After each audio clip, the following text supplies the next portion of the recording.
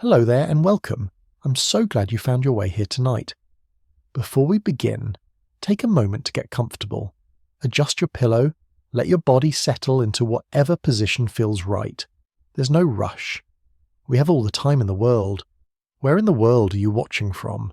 A quiet bedroom as the night deepens, a cozy corner where the weight of the day is finally lifting. Wherever you are, you're exactly where you need to be. Tonight we're going to explore one of the most fundamental concepts in all of finance and economics, the time value of money. We'll discover why $100 today is worth more than $100 tomorrow, not through complex formulas or abstract theory, but through the gentle unfolding of a simple, profound truth that shapes every financial decision we make. We'll meet the people who understood this principle, walk through the reasoning that makes it true, and slowly, carefully, piece together how this single idea connects saving and investing, lending and borrowing, patience and opportunity into one coherent whole. But don't worry, this isn't going to be a frantic lesson in financial mathematics or a stressful exploration of money anxiety. Instead, we'll move slowly and carefully through the concept, through real examples, through the quiet logic that makes it all make sense. We'll take our time with the ideas, let them unfold naturally, and by the end, I think you'll find that the time value of money isn't just a financial principle, but a deep insight about choice, opportunity, and the nature of time itself. If you enjoy these calm explorations of financial wisdom, a like and subscribe really helps reach others seeking the same peaceful way to end their day. And to those already subscribed, thank you for being part of this community of thoughtful listeners. So settle in. Let your shoulders drop away from your ears. Take a slow breath. In through your nose, out through your mouth. And let's begin our slow drift through one of finance's most beautiful ideas. There's nowhere you need to be. No deadlines to meet. Just listen and let the story unfold like a long, quiet conversation between old friends. Let it wash over you. If you drift away, that's perfectly fine. That's what we're here for. Let's begin with a simple question, one that might seem to have an obvious answer. Imagine someone offers you a choice. You can have $100 right now, today, this very moment. Or you can have $100 exactly 1 year from today.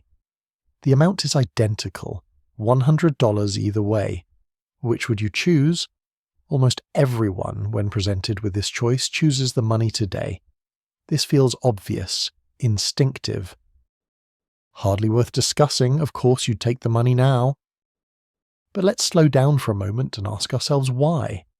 What is it about receiving money today that makes it more valuable than receiving the exact same amount tomorrow, or next week, or next year?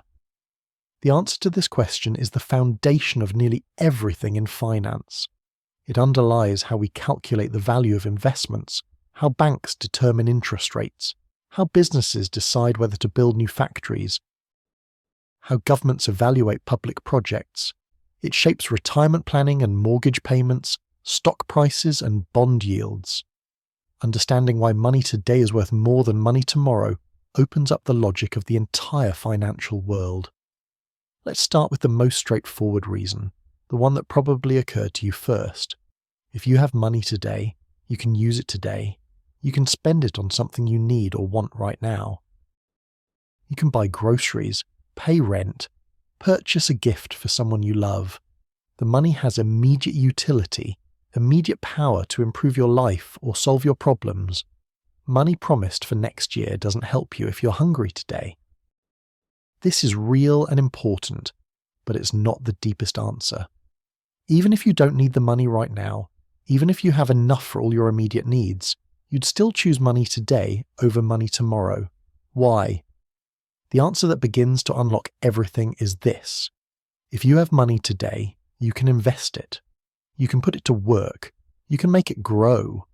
By the time next year arrives, your $100 from today could have become $105, or $110, or even more depending on how you invested it. But if you wait and receive $100 next year, you only have $100. You've lost the opportunity to let that money grow during the waiting period. This is the essence of the time value of money. Money available now has the potential to earn returns, to generate more money, in a way that money promised for the future does not. The difference between $100 today and $100 next year is everything you could have done with that money in the meantime. Let's make this concrete with a simple example. Imagine you receive $100 today and you place it in a savings account that pays 5% interest per year. In 1 year, you'll have $105. If someone else waits and receives $100 in 1 year, they have $100. You have $5 more simply because you had access to the money sooner. That $5 is the value of time, the reward for having money now rather than later. This seems simple, almost trivial.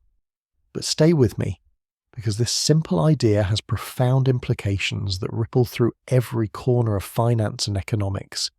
It means that we can never simply compare amounts of money without also considering when that money is available. $100 today and $100 next year are not equivalent. They're different amounts, even though the numbers are the same. Think about what this means for a moment. Time itself has a price. Waiting has a cost. The future is worth less than the present, not because we're impatient or short-sighted, though we might be those things too, but because of the mathematical reality that money now can become more money later. Every day you don't have money that's been promised to you is a day you can't invest it, can't earn returns on it, can't put it to work. This principle is so fundamental that it shapes the entire architecture of financial markets. When you buy a bond, you're lending money to a government or corporation, and they promise to pay you back with interest. That interest is compensation for the time value of money. You're giving up the use of your money now, so you need to be paid for that sacrifice. When a company decides whether to build a new factory, they calculate whether the profits years from now are worth the investment today, using the time value of money to compare present costs with future benefits. But let's not get ahead of ourselves. Let's stay with the core insight and explore it from different angles, gently, without rushing. Because understanding the time value of money isn't just about learning a financial principle. It's about understanding something deep about choice, about opportunity, about how we navigate a world where time only moves in one direction. There's a beautiful logic here, a kind of mathematical poetry. The future is always approaching, always becoming the present, and the present is always becoming the past. Money moves through time with us, and its value changes as it travels, growing when invested wisely, eroding when left idle, or when inflation nibbles away at its purchasing power. Understanding this flow, this relationship between time and value, is like understanding the current in a river. You can't see it, but it's always there, shaping everything. So as we continue our exploration tonight, as we slowly unfold the implications of this simple principle, let yourself relax into the logic of it. There's no test tomorrow, no calculations you need to memorize, just a beautiful idea unfolding, revealing itself layer by layer, like a flower opening in slow motion. The time value of money is both perfectly rational and somehow profound, a truth that once you see it clearly you'll notice everywhere, shaping decisions large and small, personal and global. Rest easy, we're just beginning. There's so much more to discover, and we have all the time we need. Let's go deeper into understanding why this principle exists, why it's not just a financial convention, but a fundamental truth about how value works in a world where time flows forward. Consider what money actually represents. At its core, money is a claim on resources, on goods and services, on the productive capacity of society.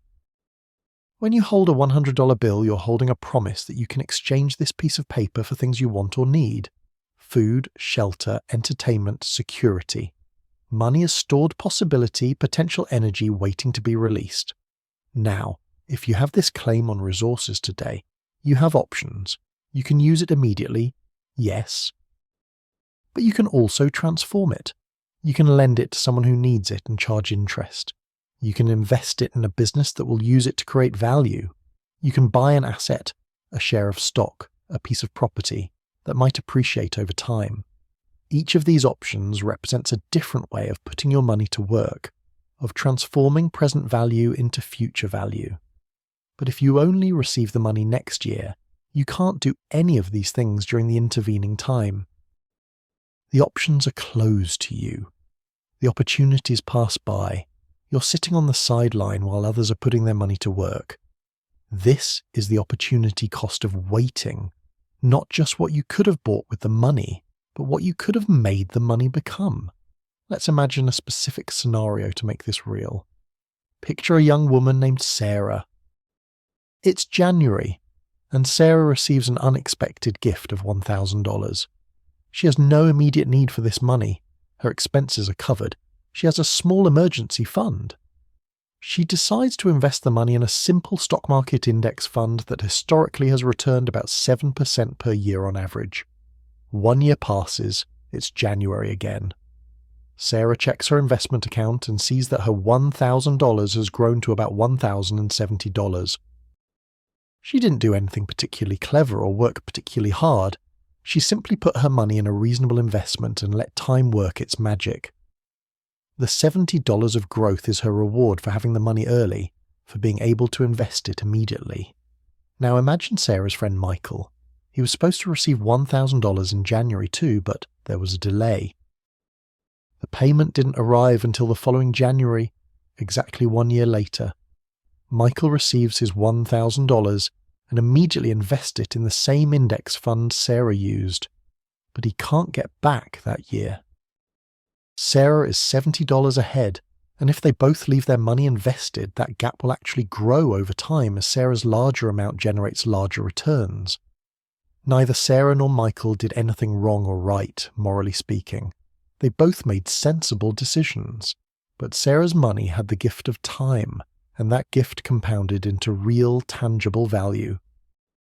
This is the time value of money made visible, transformed from abstract principle into $70 real that Sarah has, and Michael doesn't. Now you might be thinking, 7% returns aren't guaranteed. Markets fluctuate. In any given year, the return could be higher or lower, or even negative. This is absolutely true. But the principle remains the same regardless of the specific investment chosen. Even if Sarah had put her money in a savings account earning just 1% interest, she'd still have $10 that Michael doesn't have. The exact amount of the advantage varies with the investment choice and the return rate, but the advantage itself, the fact that having money earlier creates opportunity for growth, is constant. Let's consider another dimension of this. We've talked about investment returns, but there's another crucial factor that makes money today worth more than money tomorrow. Inflation. Inflation is the general tendency of prices to rise over time, which means the purchasing power of money tends to fall.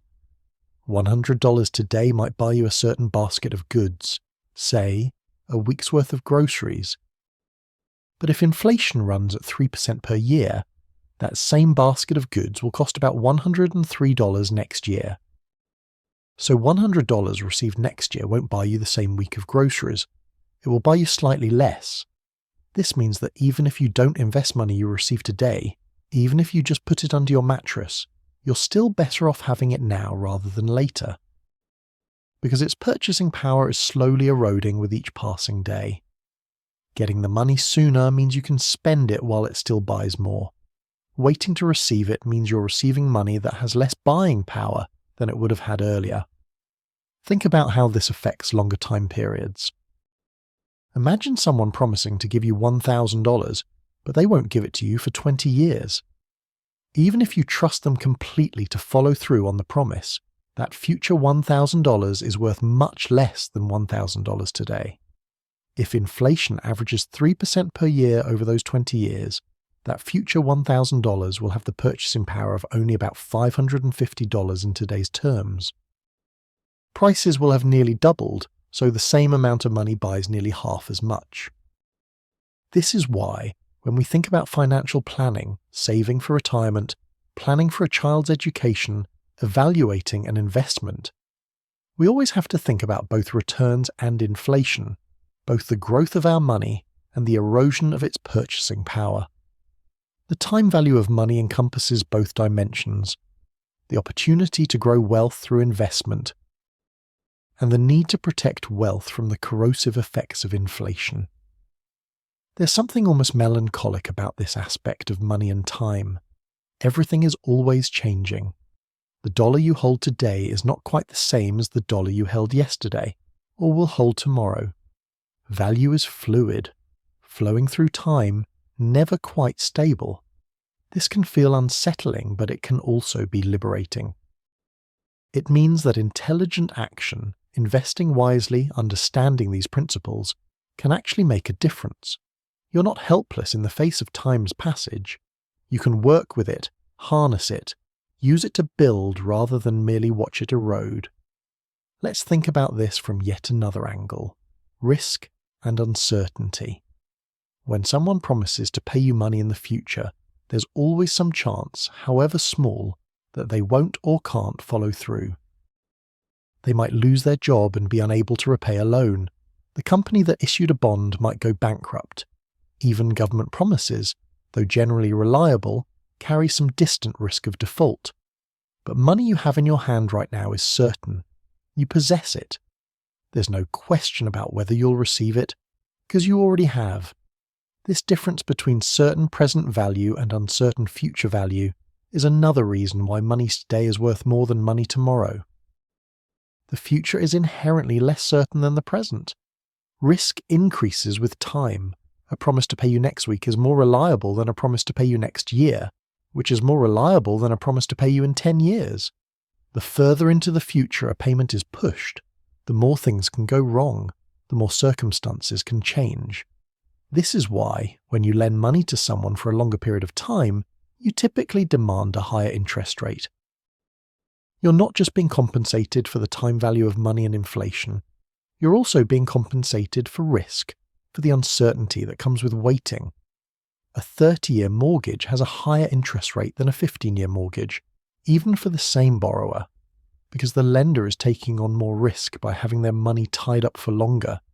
Think about how this plays out in your own life. If a friend asks to borrow $20 and promises to pay you back tomorrow, you might not charge any interest at all.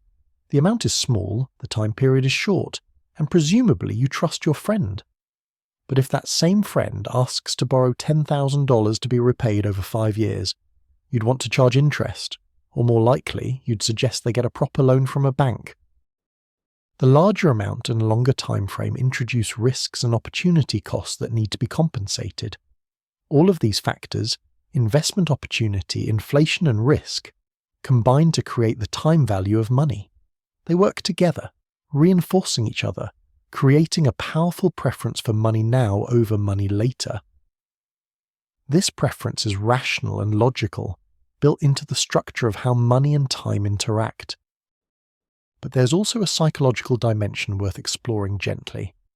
Humans have what economists call, quote, zero. We generally prefer satisfaction now to satisfaction later. This isn't purely about financial calculation. It's deeper, more instinctive. We discount the future, not just financially, but emotionally. A pleasure experienced today feels more real, more valuable than the same pleasure promised for next year.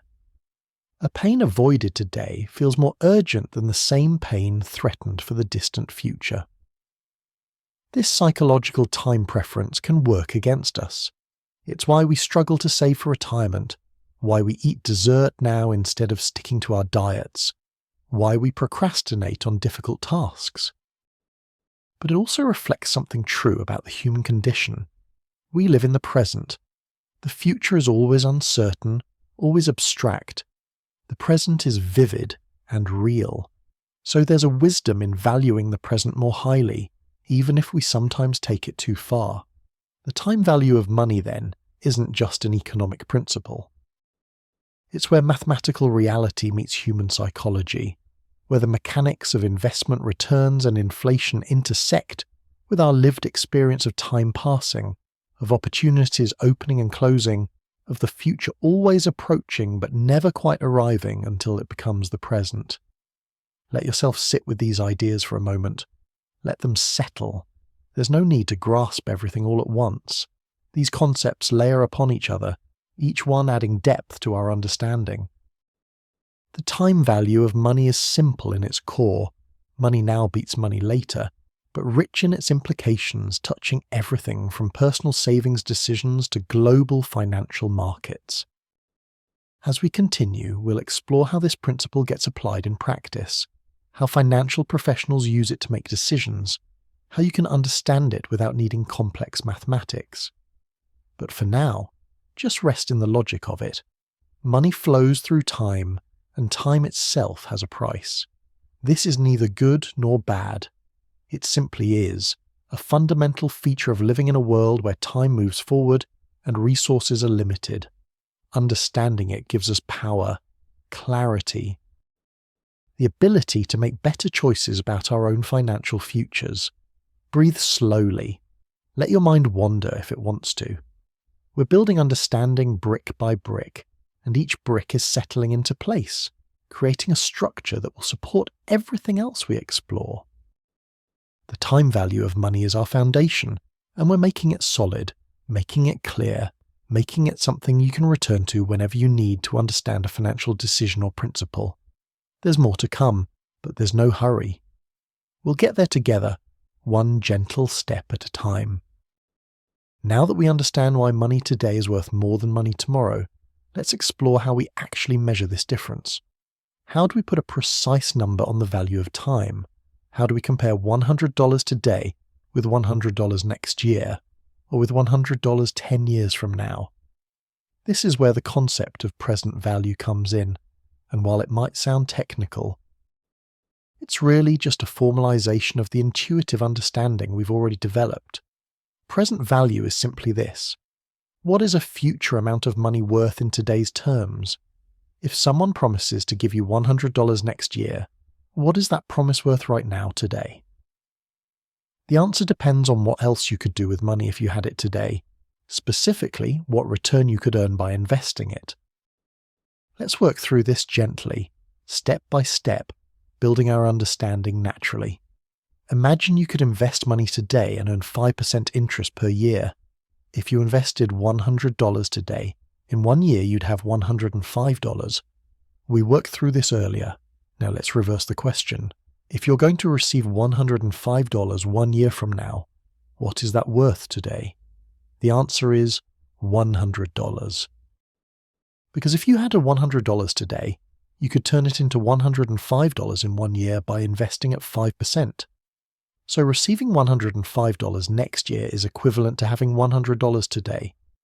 The present value of $105 received 1 year from now, assuming a 5% return, is $100. This might seem like we're just going in circles, but stay with me, because this reversal of perspective is crucial. We're learning to translate future money into present money, to move backwards through time mathematically, discounting future amounts to determine what they're worth now. This translation is the foundation of almost every financial calculation. Let's try another example. Suppose someone is going to give you $100 2 years from now.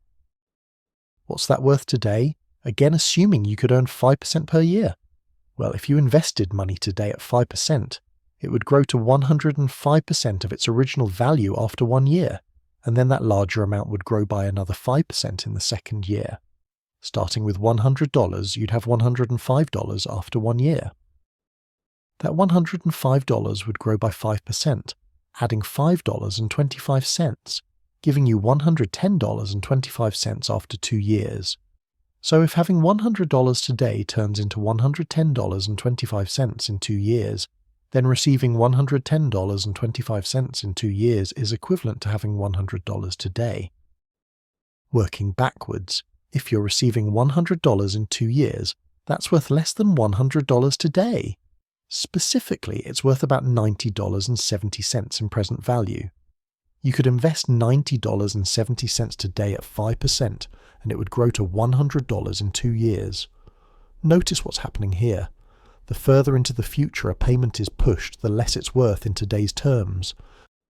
$100 next year is worth about $95.24 today. $100 in 2 years is worth about $90.70 today. $100 in 10 years at 5% is worth only about $61.39 today.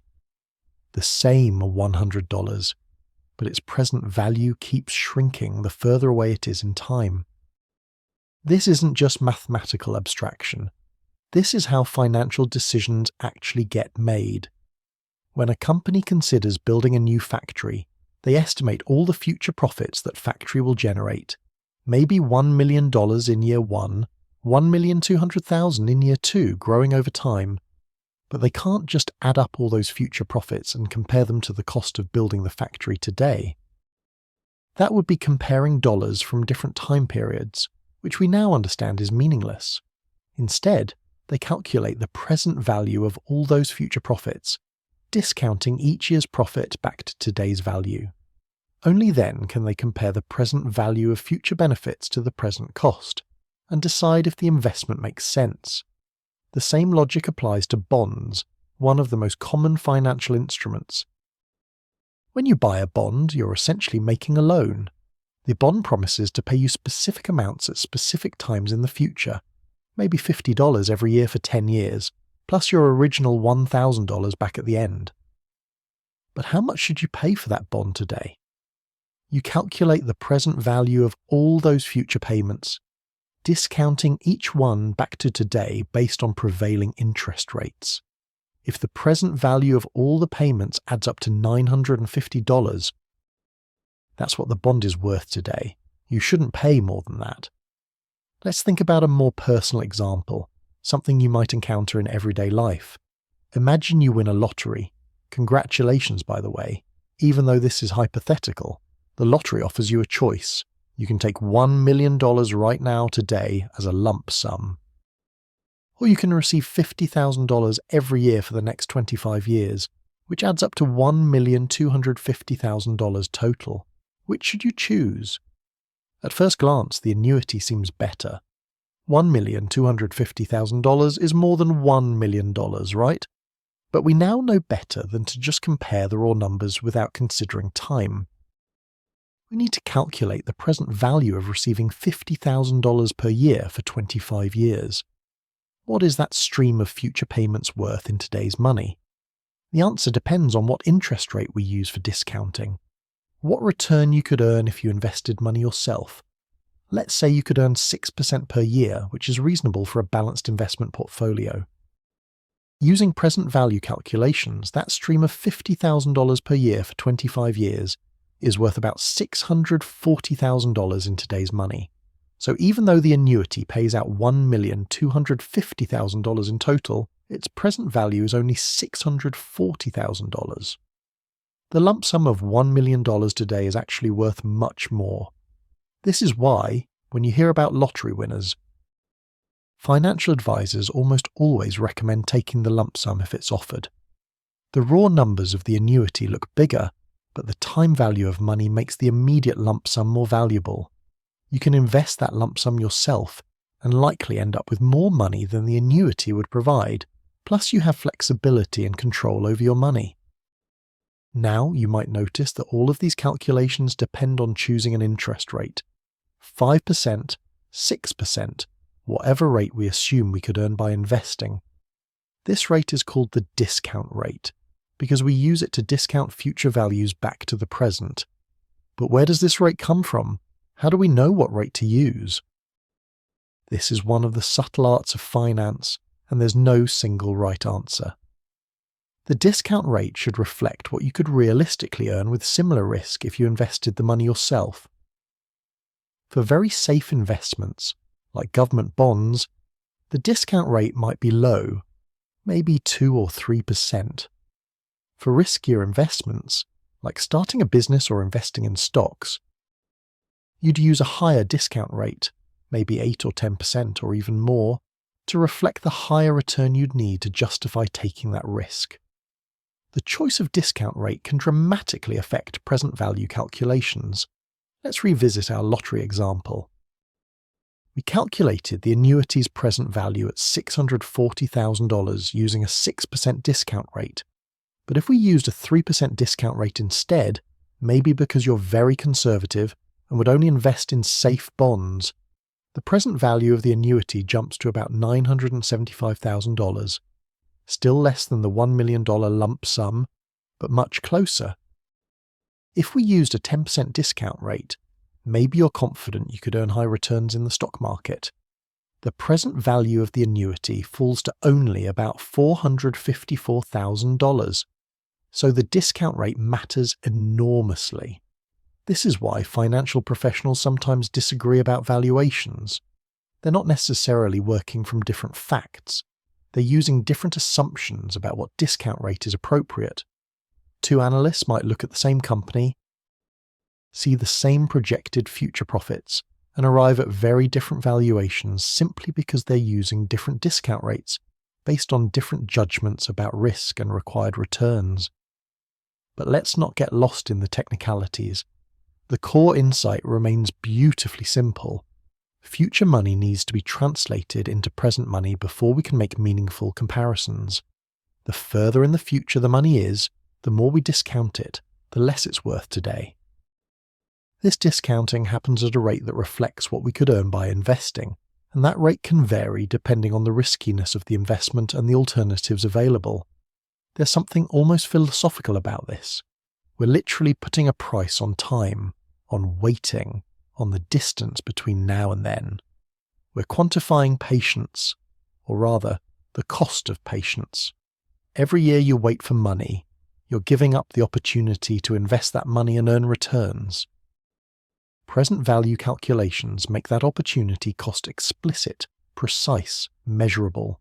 Think about how this changes the way you might look at various financial choices. If someone offers to pay you back a loan in 5 years instead of 1 year, you should charge more interest for the longer loan, not just because of inflation risk, but because your money is tied up longer, missing more opportunities to grow. If you're choosing between a job that pays $60,000 per year starting immediately, versus a job that requires 2 more years of graduate school but will pay $90,000 per year afterwards, you need to consider not just the higher eventual salary, but the 2 years of lost income and the tuition costs, all translated into present value terms to make a fair comparison. Or consider retirement savings. When financial advisors tell you to start saving early, they're not just being prudent, they're leveraging the time value of money. A dollar saved at age 25 has 35 to 40 years to grow before retirement at 65. Even at modest returns, that dollar might become $16 or $20 by retirement time, but a dollar saved at age 50 only has 15 years to grow, maybe becoming $2 or $3 by retirement. The earlier dollar is worth many times more for your retirement, not because you're a better person for saving it young, but simply because of mathematics, because of the time value of money compounding over decades. Let's slow down for a moment and let this settle. We've covered a lot of ground, moved from the simple intuition that money now is worth more than money later to the precise mathematics of discounting future cash flows to present value. We've seen how this applies to investments, bonds, lottery winnings, career choices, retirement savings. The same principle, the same logic, flowing through countless different applications. There's a quiet beauty in how one simple idea can illuminate so many different situations. The time value of money is like a master key that unlocks understanding across the entire landscape of finance. Once you see it clearly, you start noticing it everywhere, shaping decisions large and small, personal and institutional, individual and societal. But understanding the mathematics of present value is only part of the story. There's also the question of how to think about these calculations, how to develop intuition about them, how to apply them in your own life without needing to work through complex formulas every time you make a decision. And that's what we'll explore as we continue our journey through this concept. For now, just rest in the knowledge that we have a tool for translating future values into present values, for comparing money across time, for making rational decisions that account for opportunity cost and the price of waiting. The mathematics might seem abstract, but it's describing something real, the actual choices you face, the actual trade-offs you make whenever time and money intersect. Let your breathing slow, Let your mind absorb these ideas at its own pace. There's no rush to master everything immediately. Understanding builds gradually, layer upon layer, each new insight strengthening the foundation of what came before. We're building a structure of knowledge together, and the structure is becoming solid, becoming clear, becoming something you can use. The time value of money isn't just a formula to memorize. It's a lens through which to view financial decisions, a framework for thinking clearly about choices that span time. And we're learning not just to calculate it, but to understand it, to feel its logic, to see why it must be true given the nature of investment, inflation, risk, and opportunity. As we move forward, we'll explore more applications, more nuances, more ways this principle shapes the financial world. But the core is now in place. Future money must be discounted to present value. The discount rate reflects opportunity, cost, and risk. The further away in time, the deeper the discount. These truths are fundamental, unchanging, reliable guides through the complexity of financial decision-making. Rest easy with this knowledge. Let it become part of how you think, effortlessly, naturally, without strain. The time value of money is now part of your understanding, a tool you carry with you, ready to use whenever you need to make a choice between present and future, between certainty and promise, between having and waiting. We're building wisdom here, slowly and carefully, and wisdom doesn't come from memorizing facts, but from deep understanding that integrates into how you see the world. That's what we're doing together, and it's working piece by piece, idea by idea, insight by insight. Breathe, relax. Let the concept settle into your mind like snow falling softly, each flake adding to the accumulation, building something substantial from countless small additions. We have more to explore, but we've already come far. The foundation is solid, the understanding is growing. And there's no rush, no pressure, just gentle forward movement toward greater clarity. We've explored present value, how to translate future money into today's terms. Now let's turn this around and look at the opposite perspective. Future value. If you have money today and you invest it, what will it become in the future? This is the other side of the time value coin, and understanding it helps us see how wealth grows over time, how small amounts today can become substantial amounts tomorrow, how patience and compound growth work together to build financial security. Future value is conceptually simpler than present value, because it moves in the direction time naturally flows. We start with money we have now and project forward, watching it grow. If you invest $1,000 today at 5% annual interest, how much will you have in 10 years? In 20 years? In 30 years? These questions about future value help us plan for retirement, save for education, understand investment growth, and appreciate the power of starting early. Let's begin with a straightforward example. You have $1,000 today, and you invest it in something that reliably earns 6% per year. What happens? After the first year, you earn $60 in interest, 6% of $1,000. You now have $1,060 if you leave everything invested. In the second year, you earn interest not just on your original $1,000, but on the $60 of interest you earned the first year. 6% of $1,060 is $63.60. So after 2 years, you have $1,123.60. Notice something important happening here. In the first year, you earned $60. In the second year, you earned $63.60. You earned more in the second year even though the interest rate stayed the same. This is because you're now earning interest on a larger base, your original investment, plus the interest from the first year. This phenomenon, earning returns on your returns, is called compound interest, and it's one of the most powerful forces in finance. Let's continue following this investment forward. After 3 years at 6%, you'd have about $1,191.02. After 5 years, about $1,338.23. After 10 years, about $1,790.85. After 20 years, about $3,207.14. After 30 years, about $5,743.49. Look at those numbers for a moment. You invested $1,000 once, never added another penny, and 30 years later, you have nearly $5,744. Your money increased more than fivefold simply by sitting in an investment earning 6% per year. You didn't work for that growth.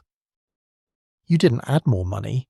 You just let time and compound interest do their work. Now let's consider what happens if you do add more money regularly.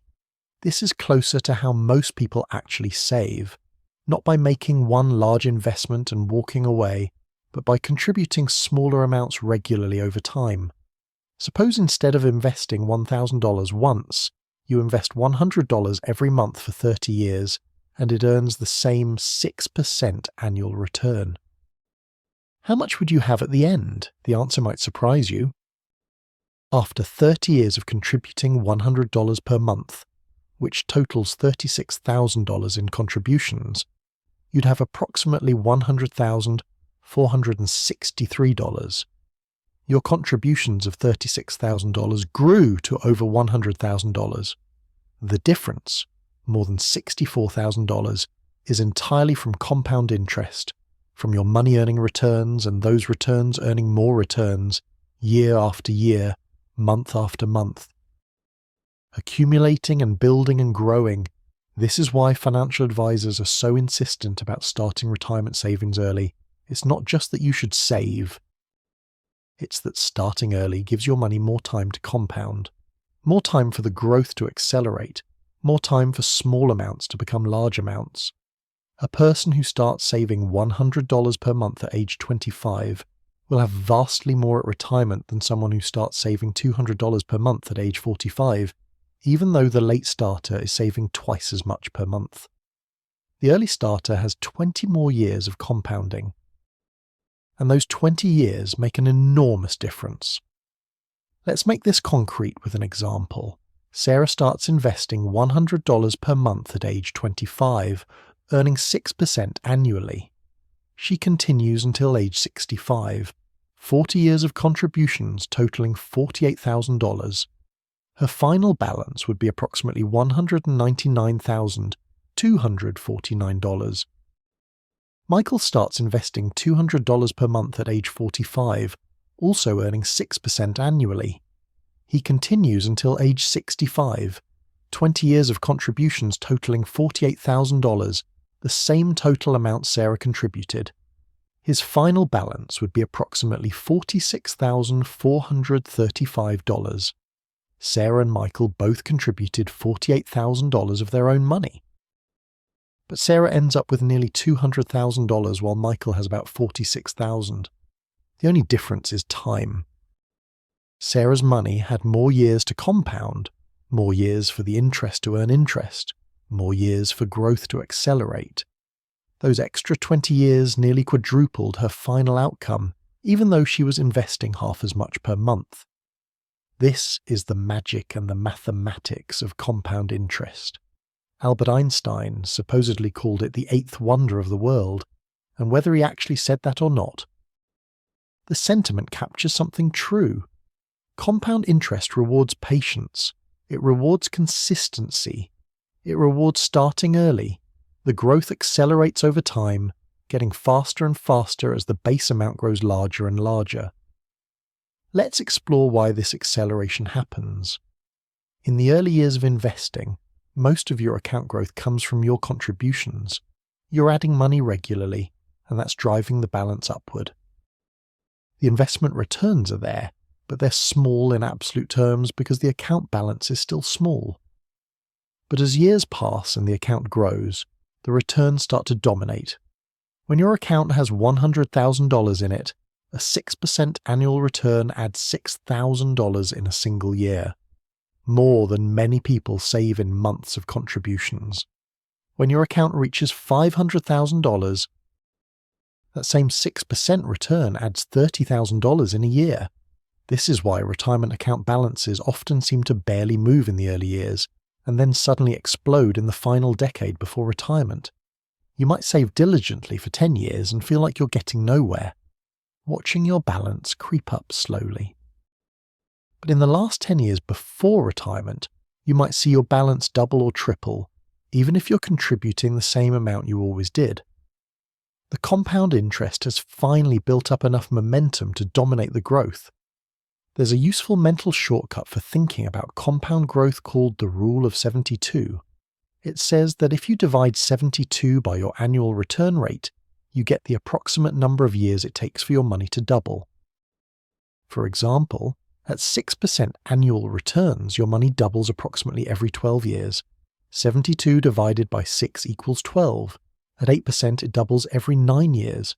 At 4% every 18 years. This rule isn't perfectly precise, but it's close enough for quick mental calculations, and it reveals something important: the doubling pattern. If you invest $1,000 at 6% and leave it alone, you'll have about $2,000 after 12 years, $4,000 after 24 years, $8,000 after 36 years, $16,000 after 48 years. Each 12-year period doubles the previous amount. Early doubling seems small. 1,000 becoming 2,000 doesn't feel life-changing. But later doublings are dramatic. 8,000 becoming 16,000, or 16,000 becoming 32,000. Same percentage growth, but the absolute amounts become substantial. Now let's think about what changes when we vary the return rate. We've been using 6% in our examples, which is reasonable for a balanced portfolio over long time periods, but what if you earned more? What if you took more risk and invested more aggressively, earning 8% instead of 6%? Or what if you were conservative and only earned 4%? Starting with $1,000 invested once, at 4% annual return, you'd have about $1,480 after 10 years, about $2,191 after 20 years, about $3,243 after 30 years.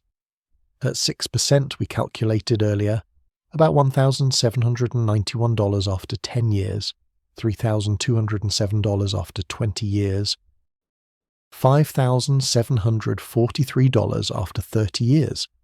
At 8%, about $2,159 after 10 years, $4,660 after 20 years, $10,063 after 30 years. Look at that 30-year difference. 4% gives you about $3,243. 6% gives you about $5,743. 8% gives you over $10,063. Same $1,000 initial investment, but vastly different outcomes depending on the return rate. An extra 2 percentage points of annual return from 6% to 8% nearly doubles your final amount over 30 years. This is why investment choice matters so much for long-term goals. Small differences in return rates seem trivial in any given year. The difference between earning $600 and $800 on a $10,000 investment is just $200. Hardly life-changing. But compound that difference over decades and it becomes enormous. The higher return doesn't just give you a bit more each year, it gives you more to compound the next year, which gives you even more to compound the year after that, and the differences grow exponentially. But, and this is crucial, higher returns almost always come with higher risk. You can't just decide you want 8% returns instead of 6% and make it happen safely. The investments that offer higher expected returns also have more volatility, more chance of losses, more uncertainty. You might earn 12% one year and lose 5% the next. Over long time periods, the higher average might work out, but there are no guarantees and there's definitely more anxiety along the way. This creates one of the fundamental trade-offs in investing: return versus risk. Higher potential returns require accepting higher risk. Lower risk means accepting lower potential returns. Where you position yourself on this spectrum depends on your time horizon, your tolerance for volatility, your financial situation, your temperament.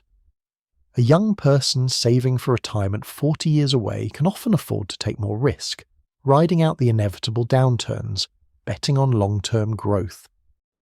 Someone near retirement usually needs to be more conservative, protecting what they have accumulated rather than aggressively seeking growth. Let's shift perspective slightly and think about future value in the context of debt rather than investment. The same compound mathematics that helps your investments grow also makes debt grow if you don't pay it off.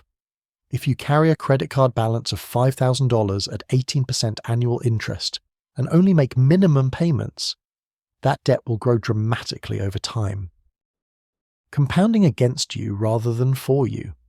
Suppose you owe $5,000 at 18% interest and you only pay the interest each month, $75 per month, without reducing the principal. You'll pay $75 per month forever and still owe $5,000. That's $900 per year in interest payments, $18,000 over 20 years, all paid without reducing your debt at all. The time value of money works against you when you're in debt. Every month you carry that balance is another month of interest accumulating, another month where your debt is costing you money. This is the dark side of compound interest. It's a powerful force that can work for you through investments or against you through debt. Understanding future value means understanding both applications, how to harness compound growth for wealth building, and how to avoid the compounding trap of high-interest debt. There's something almost inexorable about compound growth. It doesn't happen quickly enough to see on a daily or even monthly basis. You can't watch your investment account and see the compound interest working minute by minute. But over years and decades, it transforms outcomes. It's patient and relentless, working silently in the background, turning modest contributions into substantial sums, turning small rate differences into large outcome differences. This long time horizon is both compound interest's greatest strength and its greatest challenge for human psychology. We're not naturally good at thinking in decades. We struggle to sacrifice present consumption for distant future benefit. We want rewards now, not in 30 years. This is why so many people undersave for retirement, even though the mathematics clearly shows the importance of starting early. The future is too distant, too abstract, too easily discounted. But understanding future value gives us a tool for making that distant future more concrete. When you calculate that investing $100 per month starting today will give you $200,000 in 40 years, that large number makes the future feel more real, more tangible, more worth sacrificing for. The calculation translates distant abstraction into present motivation. Let's think about inflation's role in future value calculations. We've talked about nominal returns, 6%, 8%, but these are before accounting for inflation. If you earn 6% returns but inflation runs at 3%, your real return is only about 3%. Your money is growing, yes, but prices are rising too, and your purchasing power is growing more slowly than your account balance. This means when we think about future value for long-term planning, we should think in real terms, returns above inflation, rather than nominal terms. If you're planning for retirement, you don't just want to accumulate a large number of dollars. You want to accumulate enough purchasing power to support your lifestyle. An account with $500,000 sounds substantial, but if inflation has been running high for decades, that $500,000 might not buy as much as you expect. So when you project future values, it's wise to use conservative assumptions about real returns. Maybe 3 to 4% above inflation for stock-heavy portfolios, 1 to 2% for more conservative allocations. This keeps your expectations grounded, helps you save enough rather than assuming optimistic returns will solve everything, and protects you from the disappointment of finding that your retirement savings don't stretch as far as you hoped. There's a meditative quality to watching compound interest work. It requires patience, discipline, faith in the process. You contribute regularly, month after month, year after year, watching your balance grow slowly at first, trusting that the acceleration will come eventually. It's almost like tending a garden. You plant seeds, water regularly, wait through seasons of slow growth, and eventually you harvest abundance that seemed impossible when you started. The mathematics are impersonal, neutral, indifferent to your hopes and fears. They simply describe what happens when you invest amounts at certain rates over certain time periods. But the human meaning we make from these mathematics is profound. Future value calculations tell us that small actions today matter enormously for tomorrow, that consistency beats intensity, that time is an asset as valuable as money itself. That starting, even with small amounts, is infinitely better than waiting until you can afford to start with large amounts. Let yourself absorb this understanding slowly. Future value isn't just a formula. It's a description of how wealth accumulates, how time and money interact to create security, how patient saving transforms into financial freedom. It's the mathematical expression of hope, the hope that today's sacrifices will become tomorrow's comfort, that consistency will be rewarded, that the future can be better than the present if we make wise choices now. Breathe slowly. Let these ideas settle into your understanding. The growth might seem slow at first, both in investments and in comprehension, but the compound effect works on knowledge too. Each new insight builds on the previous ones, creating understanding that's stronger and richer than any single fact could provide. We're building wisdom here, layer by layer, and the structure is becoming solid and clear. We've explored how money grows into the future through compound interest. Now let's examine one of the most important applications of these principles in everyday life: understanding interest rates themselves. What exactly is an interest rate? Why do different loans and investments have different rates? How do these rates connect to everything we've learned about the time value of money? These questions matter because interest rates touch almost every financial decision we make, from mortgages to savings accounts, from car loans to retirement investments. At its most fundamental level, an interest rate is simply the price of time. When you borrow money, you're asking to use someone else's money now and pay it back later. The interest rate is what you pay for that privilege, for the ability to have resources now rather than waiting. When you lend money or invest it, you're giving up the use of your money now, and the interest rate is what you receive in compensation for that sacrifice. It's the bridge between present and future, the mechanism that puts a precise price on waiting or on immediate access. Think about a simple loan. Your friend needs to borrow $1,000 and promises to pay you back in 1 year. Should you charge interest? Our understanding of the time value of money says yes. If you lend that $1,000, you're giving up the opportunity to invest it yourself, to earn returns on it, to have it available for your own needs. The interest you charge should compensate you for these opportunity costs. If you could safely invest that $1,000 and earn 5%, you should charge at least 5% interest on the loan to your friend. Otherwise, you're better off just investing the money yourself. This is the foundation of how interest rates are determined in the economy. The risk-free rate, usually represented by government bond yields, establishes a baseline.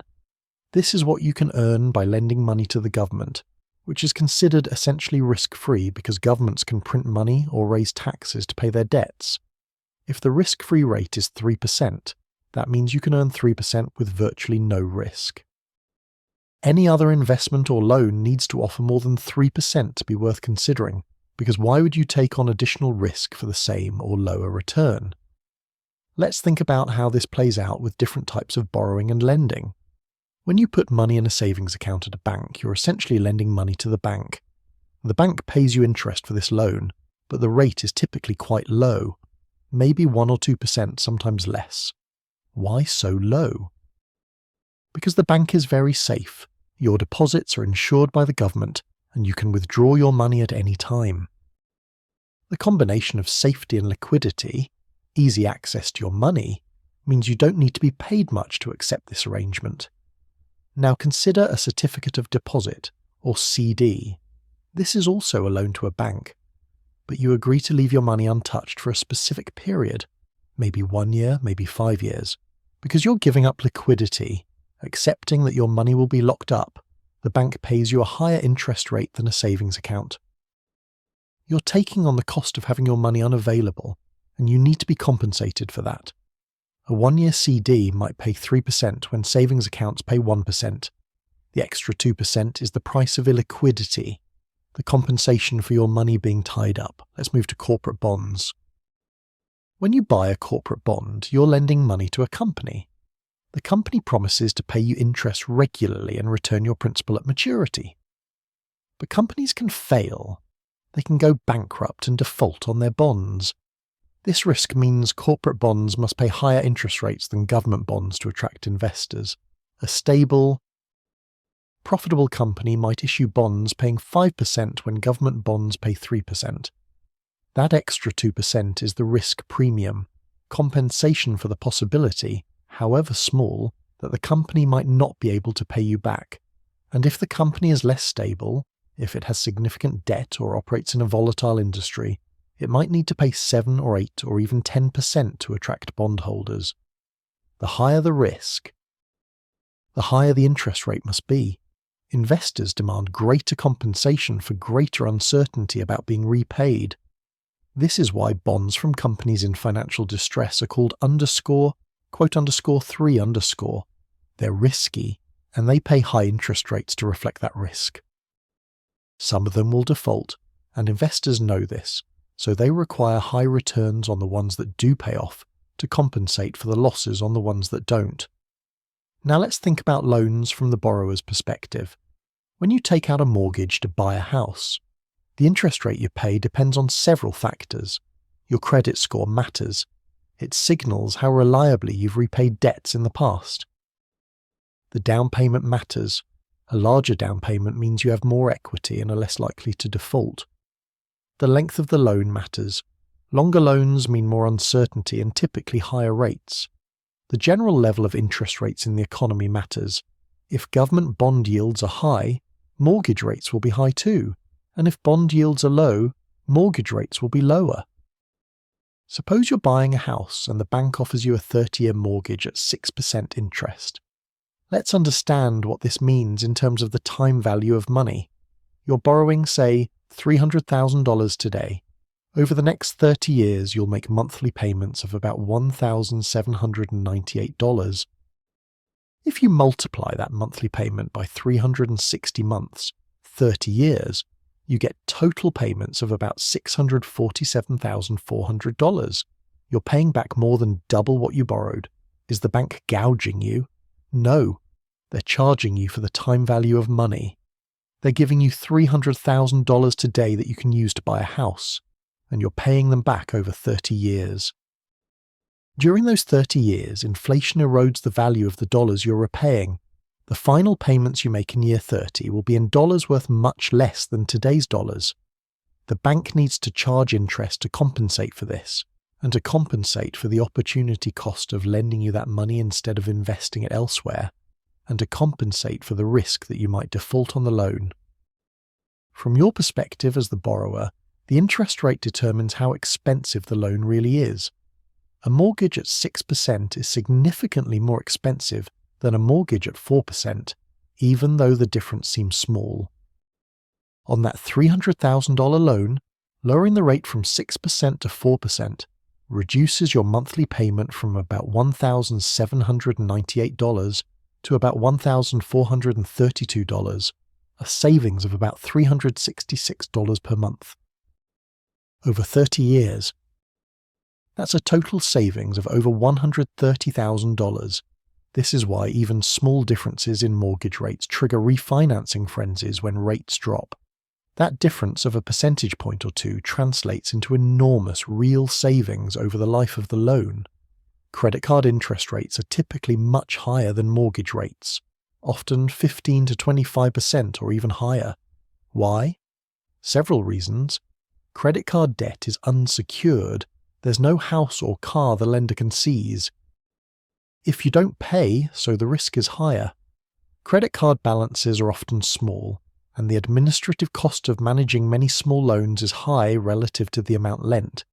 And perhaps most importantly, credit card companies know that many people don't pay attention to the interest rate or don't have better options, so the market doesn't force rates down as much as it does for mortgages where people shop carefully. That 20% credit card rate has devastating effects because of compound interest working against you.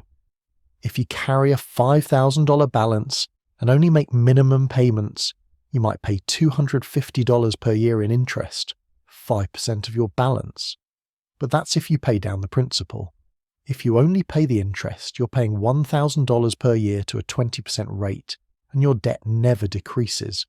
This is the compound interest trap. The bank is earning returns from your debt, and those returns compound in their favour and against yours. Let's think about auto loans. Car loans typically have interest rates somewhere between mortgage rates and credit card rates, maybe 4 to 8% depending on your credit, the loan term, whether the car is new or used. A new car loan might be 5% for 5 years. Used cars typically have slightly higher rates because they're riskier collateral, they depreciate faster, they might have mechanical problems. They're harder to value precisely. If you borrow $25,000 for a car at 5% for 5 years, your monthly payment will be about $472 and you'll pay about $3,320 in interest over the life of the loan. That's the price of having the car now rather than saving up and buying it later. Some people argue you should never borrow for a depreciating asset like a car. Others argue that having reliable transportation now enables you to earn money and live your life, and the interest cost is worth it. Both perspectives have merit. The key is understanding what you're paying for the loan and making an informed choice. Student loans occupy an interesting space in the interest rate landscape. Federal student loans have rates set by the government, typically lower than private loans and with more flexible repayment options. Private student loans have higher rates because they're riskier. Students often have no credit history and no assets. The debate about student loan interest rates is really a debate about how much we should subsidize education, how much of the time value cost should fall on students versus taxpayers. It's the same financial mathematics, but wrapped in social and political questions about education policy. Now let's think about interest rates from the savers and investors' perspective. When you put money in a savings account earning 1%, you're not getting rich, but you're at least staying slightly ahead of inflation if it's very low. The 1% is better than nothing, better than stuffing cash in a mattress where it earns 0% and loses value to inflation. But you're not being compensated much for giving the bank use of your money. When you invest in stocks, there's no guaranteed interest rate. Stocks don't pay interest. They might pay dividends and they might appreciate in value, but the returns are uncertain. Over long periods, stocks have historically averaged returns around 7 to 10% per year, higher than bonds or savings accounts. But this is an average that includes some years with large gains and some years with large losses. The higher average return is compensation for the volatility, for the risk, for the uncertainty. This relationship between risk and return is fundamental to finance. Lower risk means lower expected returns. Higher expected returns require accepting higher risk. You can't get high returns safely. If you could, everyone would do it, and the returns would be bid down to lower levels. You can't avoid risk without accepting lower returns. If you want safety, you pay for it through reduced growth potential. Interest rates also vary based on the economic environment. When the economy is strong and growing, interest rates tend to be higher. Businesses want to borrow to expand, driving up demand for loans. Central banks raise rates to prevent the economy from overheating. When the economy is weak or in recession, interest rates tend to be lower. Businesses don't want to borrow because there's no point expanding when customers aren't buying. Central banks lower rates to stimulate borrowing and spending, trying to jumpstart growth. The Federal Reserve in the United States manipulates short-term interest rates as its primary tool for managing the economy. When the Fed thinks the economy is growing too quickly and inflation is rising, it raises interest rates to cool things down. When it thinks the economy is sluggish and needs stimulus, it lowers rates to encourage borrowing and investment. These changes in the Fed's policy rate ripple through the entire economy. affecting mortgage rates, savings rates, corporate borrowing costs, everything. This is why you hear so much news about Federal Reserve meetings and decisions. When the Fed raises rates by 1/4 of a percentage point, it seems tiny. But that small change affects trillions of dollars in loans and investments. It makes mortgages slightly more expensive, making housing slightly less affordable. It makes savings accounts pay slightly more, encouraging saving over spending. It changes the entire incentive structure of the economy in subtle but important ways. There's also the concept of real versus nominal interest rates. The nominal interest rate is what you see advertised: 5% on a CD, 4% on a mortgage, whatever. The real interest rate is the nominal rate minus inflation. If a CD pays 3% but inflation is running at 2%, the real return is only 1%. Your purchasing power is growing by 1% per year, even though your account balance is growing by 3%. Real interest rates are what actually matter for building wealth. You don't just want your money to grow in numerical terms, you want it to grow in purchasing power, in what it can actually buy. High inflation can make nominal returns look good while real returns are terrible. In the 1970s in the United States, savings accounts might have paid 5 or 6% nominal interest, but inflation was running 7 to 10%. So savers were actually losing purchasing power every year despite earning interest. Negative real interest rates, when inflation exceeds the interest rate you're earning, are particularly insidious. Your account balance grows, which feels like progress, but you're actually getting poorer in real terms. This is why keeping money in low-interest savings accounts during high inflation periods is costly. You need to either accept the real losses or take more risk investing in assets that might keep pace with or exceed inflation. Let's think about interest rate risk in bonds. When you buy a bond, you lock in an interest rate for the bond's duration. If you buy a 10-year bond paying 4%, you'll receive 4% per year for 10 years. But what happens if, after you buy the bond, interest rates in the economy rise to 6%? Your bond is now less valuable. If you tried to sell it, you'd have to accept less than you paid, because why would anyone pay full price for a bond yielding 4% when they can buy new bonds yielding 6%? Conversely, if rates fall to 2% after you buy your 4% bond, your bond becomes more valuable. People will pay a premium to lock in that 4% yield when new bonds only pay 2%. This is interest rate risk. The risk that changes in prevailing rates will affect the market value of bonds you hold. It doesn't matter if you plan to hold to maturity, you'll get your promised payments regardless. But it does matter if you might need to sell before maturity. Longer-term bonds have more interest rate risk than shorter-term bonds. If rates change, a 30-year bond's value will swing much more dramatically than a 1-year bond's value, because the 30-year bond locks you into the old rate for much longer. This is why longer-term bonds typically pay higher interest rates. You need to be compensated for taking on more interest rate risk. All of these different interest rates, savings accounts, CDs, bonds, mortgages, credit cards, auto loans, are connected. They all reflect the same underlying forces: the time value of money, the risk-free rate, risk premiums, inflation expectations, the supply and demand for credit, central bank policy, economic conditions. They vary based on the specific characteristics of each type of borrowing or lending: the risk, the duration, the liquidity, the collateral, but they're all expressions of the same fundamental principle that money today is worth more than money tomorrow, and that difference has a price. Understanding interest rates helps you navigate countless financial decisions. When shopping for a mortgage, you know that a slightly lower rate can save enormous amounts over 30 years. When carrying credit card debt, you understand viscerally why paying it off should be a top priority. That 18% rate is compound interest working against you powerfully. When choosing between a savings account and a CD, you understand the trade-off between liquidity and return.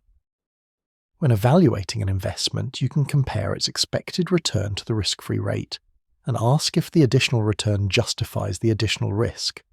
Interest rates are the gears and levers of the financial system, the mechanisms that translate the abstract principle of time value into concrete numbers that shape behavior and allocate resources. They're how the economy puts a price on patience and immediate gratification, on risk and safety, on future promises and present certainty. Every interest rate is a statement about value, about trade-offs, about the terms under which someone with money and someone who needs money can come to agreement. Let this understanding settle gently into your mind. Interest rates aren't arbitrary numbers chosen by banks to confuse or exploit you, though they certainly can be confusing. They're the mathematical expression of fundamental economic forces and trade-offs. Understanding them gives you power to make better borrowing decisions, better saving decisions, better investment decisions. Power to see through marketing and sales pitches to the underlying reality of what you're being offered. Breathe slowly. Let the complexity resolve into clarity. All these different rates, all these different applications, they're all variations on the same theme. Time has value, risk has price. The future is uncertain, and that uncertainty must be compensated. These principles are constant even as specific rates fluctuate with economic conditions. We're building a comprehensive understanding of how time and money interact, and interest rates are a crucial piece of that understanding. They're where theory meets practice, where abstract principles become concrete percentages that affect your monthly budget, your long-term wealth, your financial freedom or constraint. Understanding them deeply, intuitively, is part of financial wisdom. Rest with this knowledge. You're accumulating insight steadily, each new piece fitting with the others, creating a framework for thinking clearly about finance and economics. The journey continues, but there's no rush. We're learning at the pace of deep understanding, not superficial memorization. And that's exactly the right pace for wisdom to grow. We've explored interest rates and how they price time and risk across different types of borrowing and lending. Now let's examine one of the most powerful and sometimes misunderstood aspects of how interest works: the difference between simple interest and compound interest. This distinction might seem technical, but it has profound implications for how wealth grows or debt accumulates. Understanding this difference is like understanding the difference between walking and exponential acceleration. Both move you forward, but at vastly different rates. Simple interest is straightforward, almost innocent in its simplicity. You earn or pay interest only on the original principal amount, never on accumulated interest. If you invest $1,000 at 5% simple interest per year, you earn $50 every year. Year 1, $50. Year 2, another $50. Year 10, still $50. The annual interest payment never changes because it's always calculated on that original $1,000 principal. After 10 years, you'd have earned $500 in interest, giving you a total of $1,500. Compound interest works differently, and this difference is everything.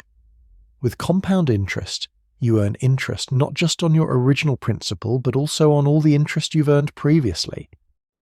It's interest on interest, growth on growth, returns generating more returns.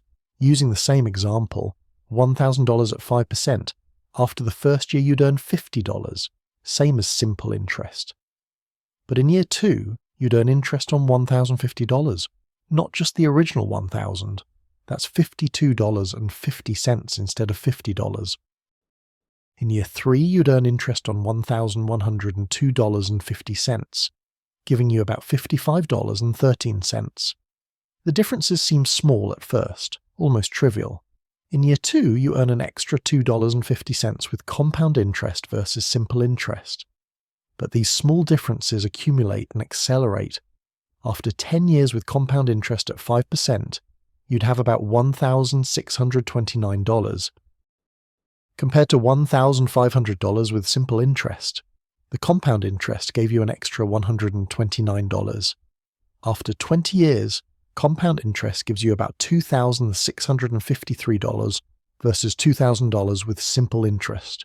a difference of $653.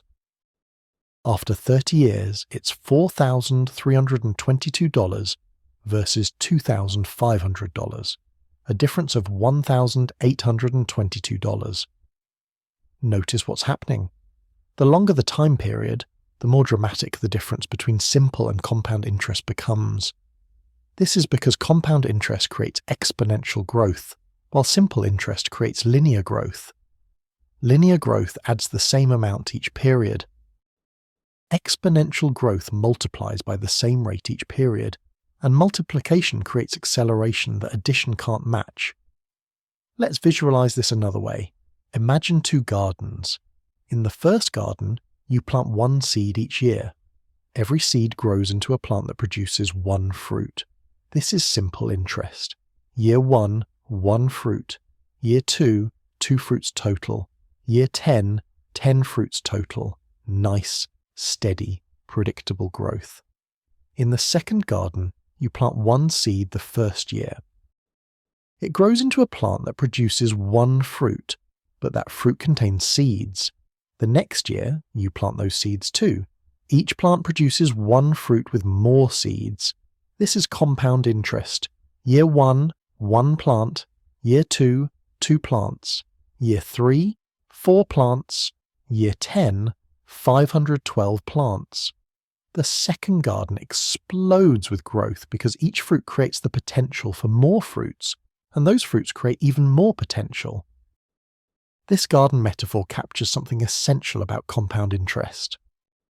It's not just additive growth, but multiplicative growth, self-reinforcing growth, growth that feeds on itself and accelerates over time.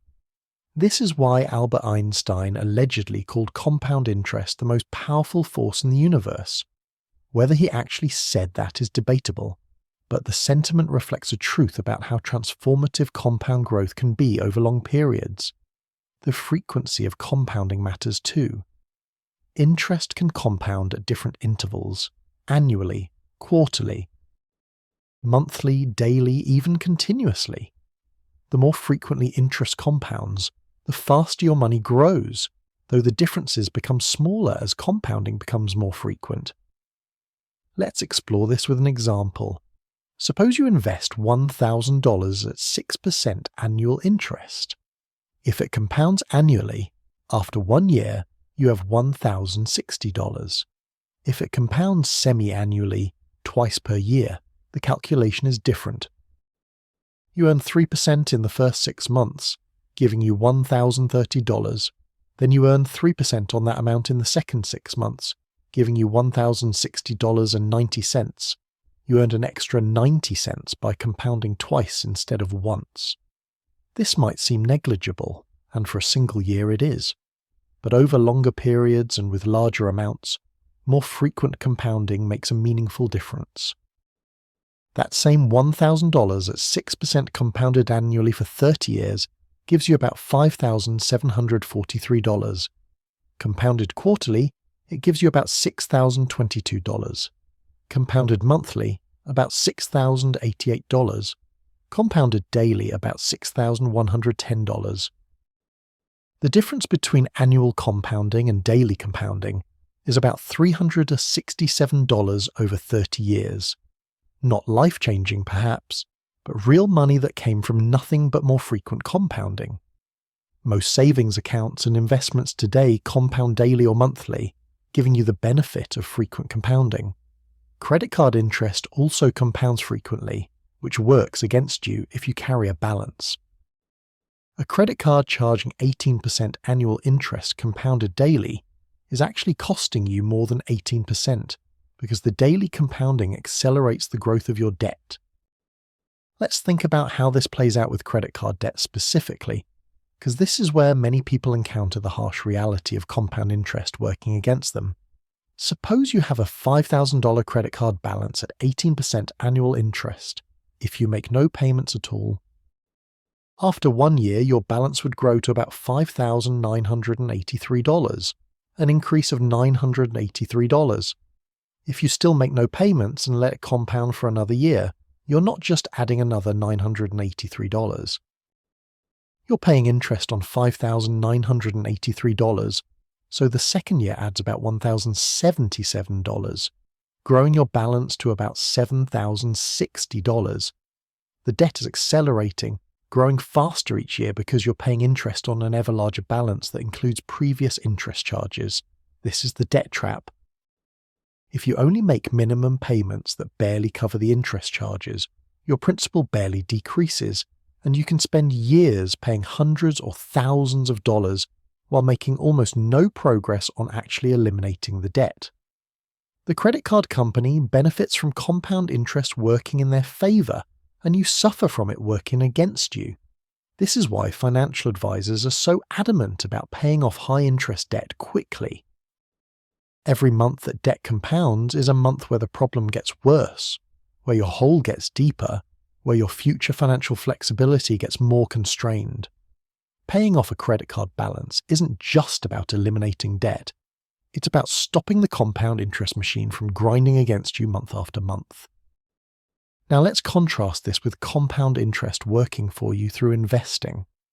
The same mathematical force that makes debt so destructive makes investing so powerful. When you invest consistently and let your returns compound over decades, you harness exponential growth for wealth building. The earlier you start, the more time compound interest has to work its magic, the more dramatic the results. Consider two people, Emma and James. Emma starts investing $200 per month at age 25 in a retirement account earning 7% annually. She continues for 10 years until age 35, contributing a total of $24,000, then stops contributing but leaves the money invested. James doesn't start investing until age 35, then invests $200 per month until age 65, 30 years of contributions totaling $72,000. Both earn 7% annually. Who has more at age 65? Emma, despite contributing much less money and stopping at 35, ends up with about $436,000. James, who contributed 3 times as much over 3 times as many years, ends up with about $244,000. Emma has nearly twice as much, despite contributing only 1/3 as much money. The difference is entirely due to compound interest having more time to work on Emma's investments. Her early contributions had 30 to 40 years to compound, while James's contributions had fewer years to grow. This example powerfully illustrates the importance of time in compound growth. The extra 15 years Emma gave her initial investments to compound made all the difference. It's not just about how much you save, but when you save it. Starting early gives compound interest more time to work, more doubling periods to occur, more acceleration to build. There's a concept in finance called the compounding period that affects how quickly money grows. The compounding period is how often interest is calculated and added to your principal. We touched on this earlier with annual versus monthly compounding, but let's explore it more deeply. When interest compounds more frequently, you benefit from earning returns on your returns sooner, which creates slightly higher overall growth. Imagine a savings account with 1% annual interest. If it compounds annually, you earn 1% on your balance once per year. If it compounds monthly, you earn approximately 1/12 of 1% each month on your balance, including previous month's interest. Over a year, monthly compounding gives you slightly more than 1% total return, about 1.005%, because you're earning interest on interest more frequently. This difference becomes more significant with higher rates and longer time periods. It's why, when comparing savings accounts or investments, you should look at the annual percentage yield, or APY, rather than just the interest rate. The APY accounts for the effect of compounding, giving you the true annual return. An account advertising 5% interest compounded daily has a slightly higher APY than 5% compounded annually, even though the base rate is the same. Banks and lenders are required to disclose APY for savings products and APR, annual percentage rate, for loans precisely because the compounding method affects the real cost or return. When shopping for financial products, comparing APYs or APRs allows you to make accurate comparisons even if the compounding frequencies differ. Let's think about compound interest in the context of inflation, because this interaction is crucial for real wealth building. We've mentioned this before, but it deserves deeper exploration. If your investments earn 7% annually, but inflation runs at 3%, your real return, the increase in purchasing power, is only about 4%. But here's the key. Both the nominal return and inflation compound over time. Suppose you invest $10,000 for 30 years. At 7% nominal return compounded annually, you'd have about $76,123. But if inflation averaged 3% over those 30 years, the purchasing power of that $76,123 in future dollars would be equivalent to about $31,287 in today's dollars. You've still grown your wealth substantially in real terms, more than tripling your purchasing power, but the growth isn't as dramatic as the raw numbers suggest. This is why focusing on real returns rather than nominal returns is important for long-term planning. You want to know not just how many dollars you'll have, but what those dollars will buy. Compound interest works on nominal returns, but you live in the real economy where prices also change over time. The interaction between compound investment returns and compound inflation determines your actual wealth accumulation.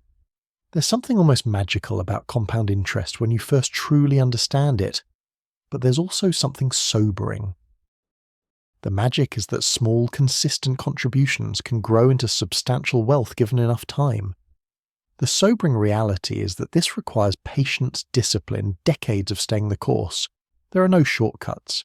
You can't rush compound interest. You can't skip to year 30 and get those returns without actually waiting 30 years. This delayed gratification conflicts with human nature.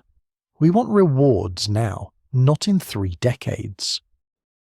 We struggle to make sacrifices today for benefits in the distant future.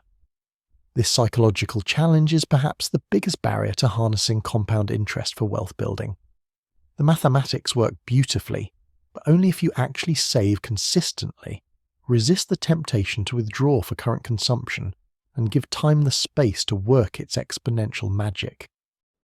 The beauty of compound interest is that it's democratic, available to anyone who saves and invests.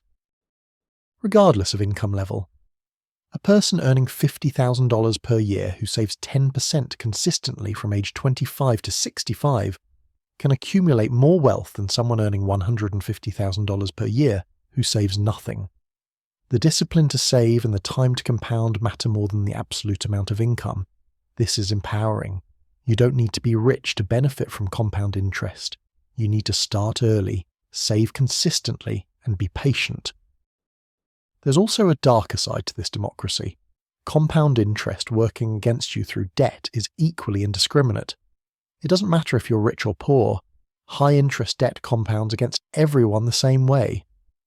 The person carrying credit card debt at 20% is losing to compound interest as surely as the person investing at 7% is winning from it. The mathematics don't care about your circumstances or intentions. This means your relationship with compound interest, whether it's working for you or against you, is one of the most important determinants of your financial trajectory. Every month you carry high-interest debt is a month compound interest erodes your wealth. Every month you save and invest is a month compound interest builds your wealth. The cumulative effect over decades is enormous. The difference between financial struggle and financial security. Let's consider one more dimension. The rule of 72 that we mentioned earlier in a different context. This rule says that if you divide 72 by your annual return rate, you get the approximate number of years for your money to double. At 6%, money doubles about every 12 years. This means if you invest $10,000 at age 25 earning 6%, you'll have about $20,000 at 37, $40,000 at 49, $80,000 at 61. 4 doublings turning 10,000 into 160,000 purely from compound growth without adding another penny. Each doubling period feels different psychologically. The first doubling, 10,000 becoming 20,000, feels modest. Not life-changing. The second, 20,000 becoming 40,000, starts to feel significant. The third and fourth doublings, 40,000 to 80,000 to 160,000, feel transformative. But each doubling is exactly the same in percentage terms. It's just that the absolute amounts become larger and thus more emotionally impactful. Understanding this helps you stay patient through the early years when growth feels slow, trusting that the later doublings will feel more rewarding. Compound interest is patient and relentless. It works slowly at first, almost imperceptibly, then accelerates over time. It rewards those who start early and stay consistent. It punishes those who carry high-interest debt or withdraw investments prematurely. It's mathematically neutral but creates very different outcomes depending on whether you harness it for saving or fall victim to it through borrowing. The time value of money finds its most powerful expression in compound interest. The principle that money today is worth more than money tomorrow becomes, through compounding, the reality that money invested today is worth exponentially more than money invested tomorrow. Not just a little more, exponentially more, multiplicatively more. Dramatically more over sufficient time periods. Let this understanding settle into your consciousness. Compound interest isn't just a mathematical curiosity. It's the engine of wealth accumulation for those who understand and use it, and the anchor of debt burden for those who don't. Your financial future likely depends more on your relationship with compound interest than on almost any other single factor. Understanding it deeply, respecting its power, harnessing it wisely, these are fundamental to financial well-being. Breathe slowly and deeply. These concepts are building on each other, creating a comprehensive picture of how time and money interact. Simple interest is linear and predictable. Compound interest is exponential and powerful. The difference between them is the difference between addition and multiplication, between steady progress and accelerating growth, between ordinary outcomes and extraordinary ones. Rest easy with this knowledge. You're developing genuine financial wisdom, not just memorizing facts. This wisdom will serve you throughout your life, helping you make better decisions, avoid costly mistakes, harness powerful forces for your benefit rather than falling victim to them. The journey of understanding continues, and you're making real progress, building real clarity, accumulating real insight that will compound in its own way, creating better understanding over time. We've explored the remarkable power of compound interest and how it differs from simple interest. Now let's turn our attention to how the time value of money shapes one of the most significant financial decisions most people ever make: buying a home and taking on a mortgage. This application brings together everything we've learned: present value, future value, interest rates, compound interest, and shows how they work together in a transaction that will likely span decades of your life. A mortgage is essentially a very large loan secured by the property you're buying. The bank gives you hundreds of thousands of dollars today so you can purchase a house, and you promise to pay them back over time, typically 15 or 30 years, with interest. This arrangement is a perfect embodiment of the time value of money.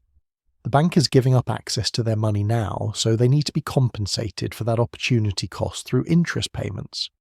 You're gaining access to a house now, rather than waiting decades to save up the full purchase price, and you're willing to pay interest for that immediate access. Let's walk through a typical mortgage to see how the time value of money manifests in every payment. Suppose you buy a house for $400,000.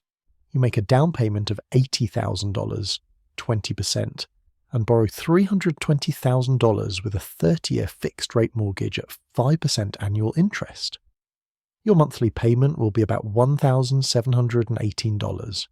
This payment stays the same every month for 30 years, but how it's divided between interest and principal changes dramatically over time. In your very first payment, about $1,333 goes toward interest, and only about $385 reduces your principal balance. Think about that for a moment. Of your $1,718 payment, more than 3/4 goes to interest. You're paying the bank for the privilege of using their money, and because you owe $320,000 at the start, even 5% monthly interest on that amount is substantial. But let's move forward to the second month. You now owe slightly less than $320,000. Specifically, you owe about $319,615 because your first payment reduced the balance by $385. The interest on this slightly smaller balance is slightly smaller too, about $1,332. So slightly more of your second payment, about $386, goes to principal. The shift is tiny, almost imperceptible, but it's there. This pattern continues month after month, year after year. The balance slowly decreases, so the interest portion of each payment slowly decreases, and the principal portion slowly increases.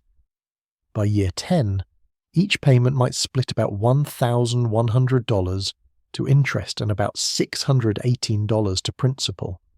By year 20, about $735 goes to interest and about $983 to principal.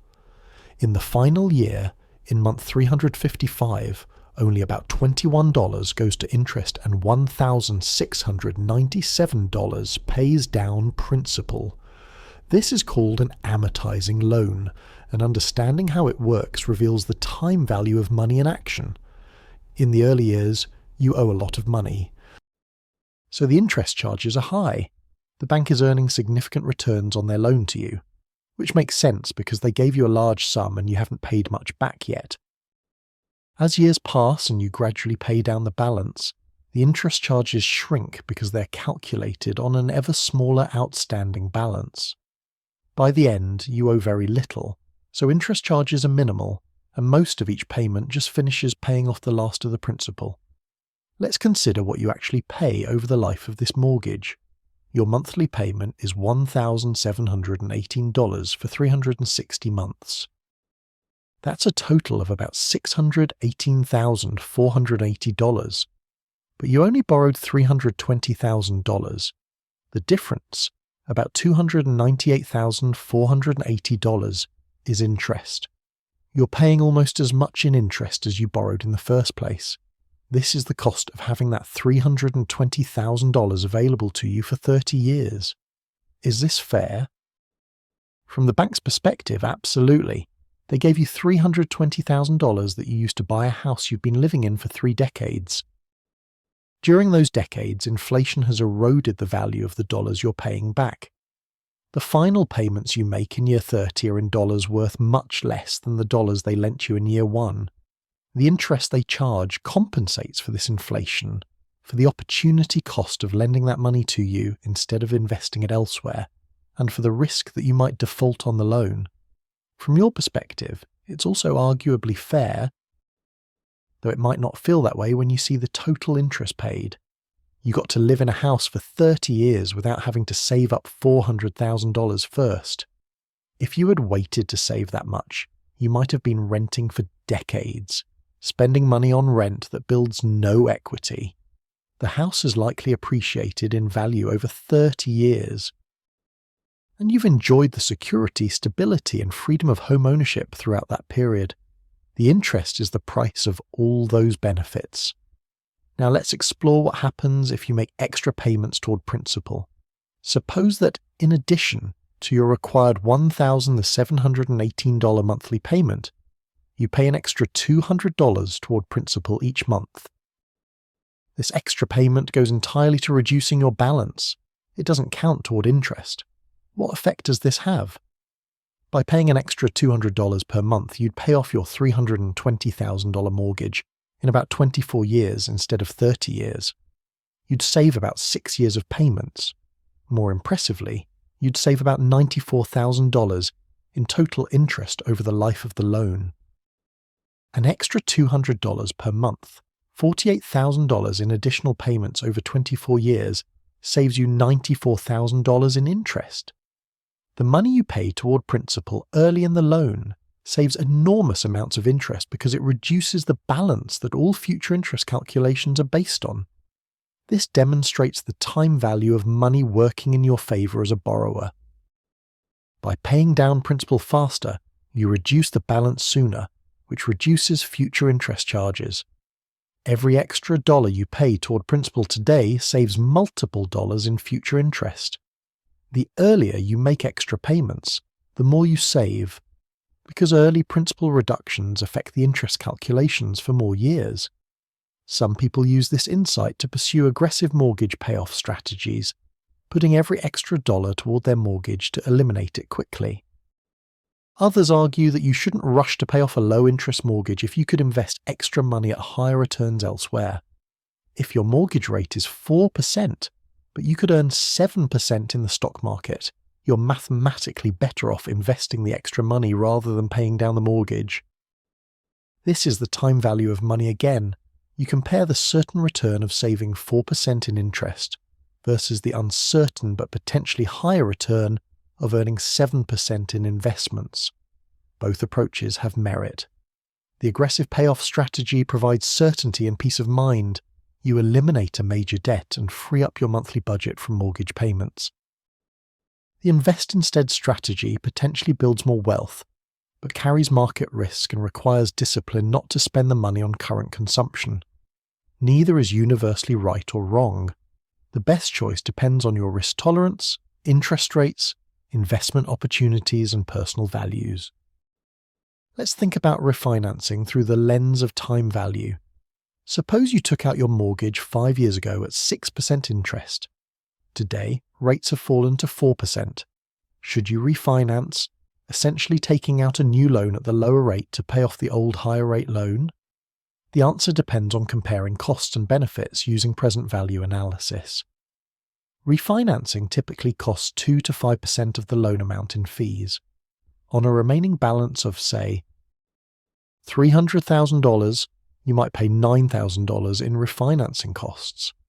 But if you refinance from 6% to 4%, your monthly payment would drop from about $1,799 to about $1,432, a savings of about $367 per month.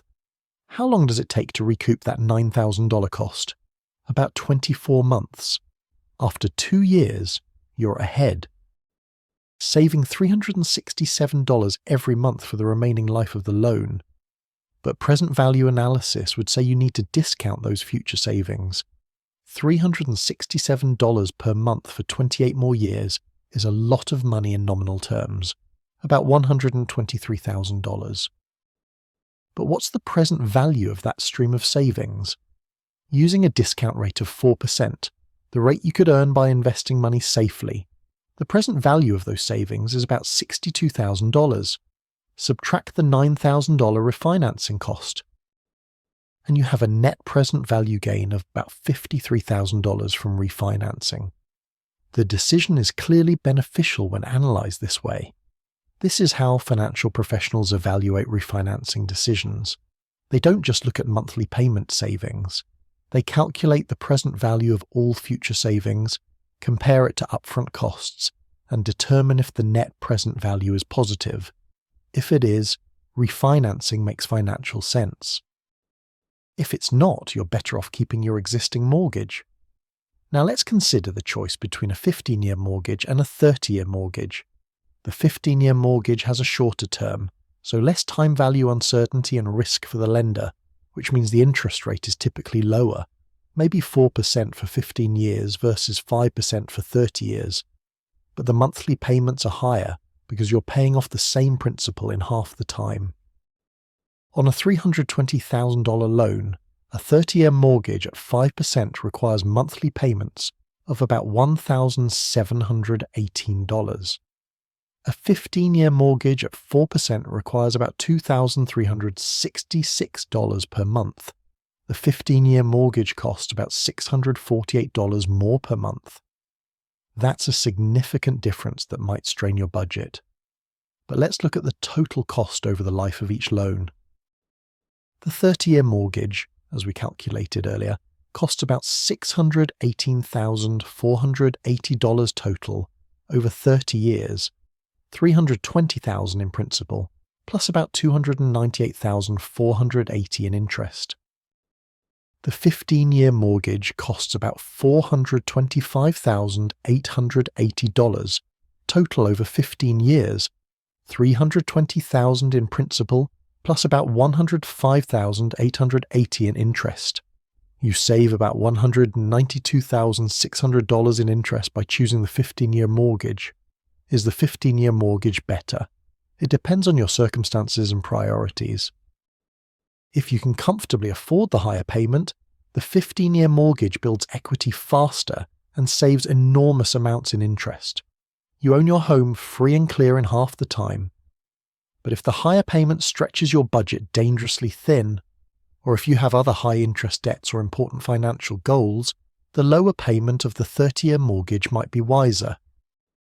You maintain more monthly flexibility, and you can always make extra payments to pay it off faster if your situation improves. The time value of money suggests that lower monthly payments now have value. They give you more liquidity, more ability to handle emergencies, more cash flow for other investments or goals. The interest savings from the 15-year mortgage are real and substantial, but they're spread over 15 years, while the higher monthly payments affect your budget immediately and every month. Both the benefits and costs need to be evaluated in present value terms to make a fully informed decision. There's also an emotional and psychological dimension to mortgages that interacts with the time value of money in interesting ways. For many people, their home is their largest asset and their mortgage is their largest debt. The mortgage payment is their biggest monthly expense. This creates enormous psychological weight. Some people feel oppressed by debt and desperately want to eliminate their mortgage as quickly as possible, even if the mathematics suggest they'd build more wealth by investing extra money instead of paying down the mortgage. This emotional response isn't irrational. There's real value in peace of mind, in the security of owning your home outright, in eliminating a major monthly obligation. These psychological benefits have value even if they don't show up in present value calculations.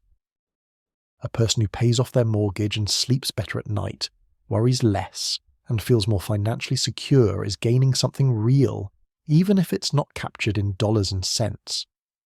The time value of money is a mathematical framework, but humans aren't purely mathematical beings. We have emotions, fears, values, preferences that don't always align with maximizing net present value. Sometimes the quote 6 financial decision by the numbers isn't the right decision for a particular person's well-being and life satisfaction. Understanding the time value of money gives you the tools to make informed decisions, but you also need to factor in your own psychology, values, and circumstances. Let's think about home buying timing through the time value lens. Is it better to buy a house young and build equity over many years, or to wait until you can afford a larger down payment and borrow less? The answer involves weighing several time value factors. Buying young means you start building equity sooner, and you benefit from home appreciation over more years if property values rise. But you might pay more in interest if you borrow more with a smaller down payment. Waiting to save a larger down payment means you borrow less and pay less interest, but you might miss years of home appreciation and equity building. Plus, you're paying rent instead of building ownership during the saving period. There's no universal answer. In some housing markets at some times, buying immediately makes sense even with a small down payment. In other markets at other times, waiting and saving makes more sense. The time value analysis helps you evaluate the trade-offs, but local market conditions, your personal financial situation, your career stability, and your life plans all matter too. Mortgages also illustrate how the time value of money creates different optimal strategies for different people. A young person in a stable, high-paying job might choose a 30-year mortgage to keep payments low, invest the difference, and build diversified wealth. A person nearing retirement might prefer a 15-year mortgage, or paying extra on a 30-year mortgage to ensure the home is paid off before retirement income drops. Someone expecting significant income growth might start with minimum payments and accelerate payoff later when it's easier to afford. The same mortgage can be managed differently by different people, each optimizing based on their situation and the time value of their specific circumstances. The mortgage decision is also a bet on inflation and future interest rates.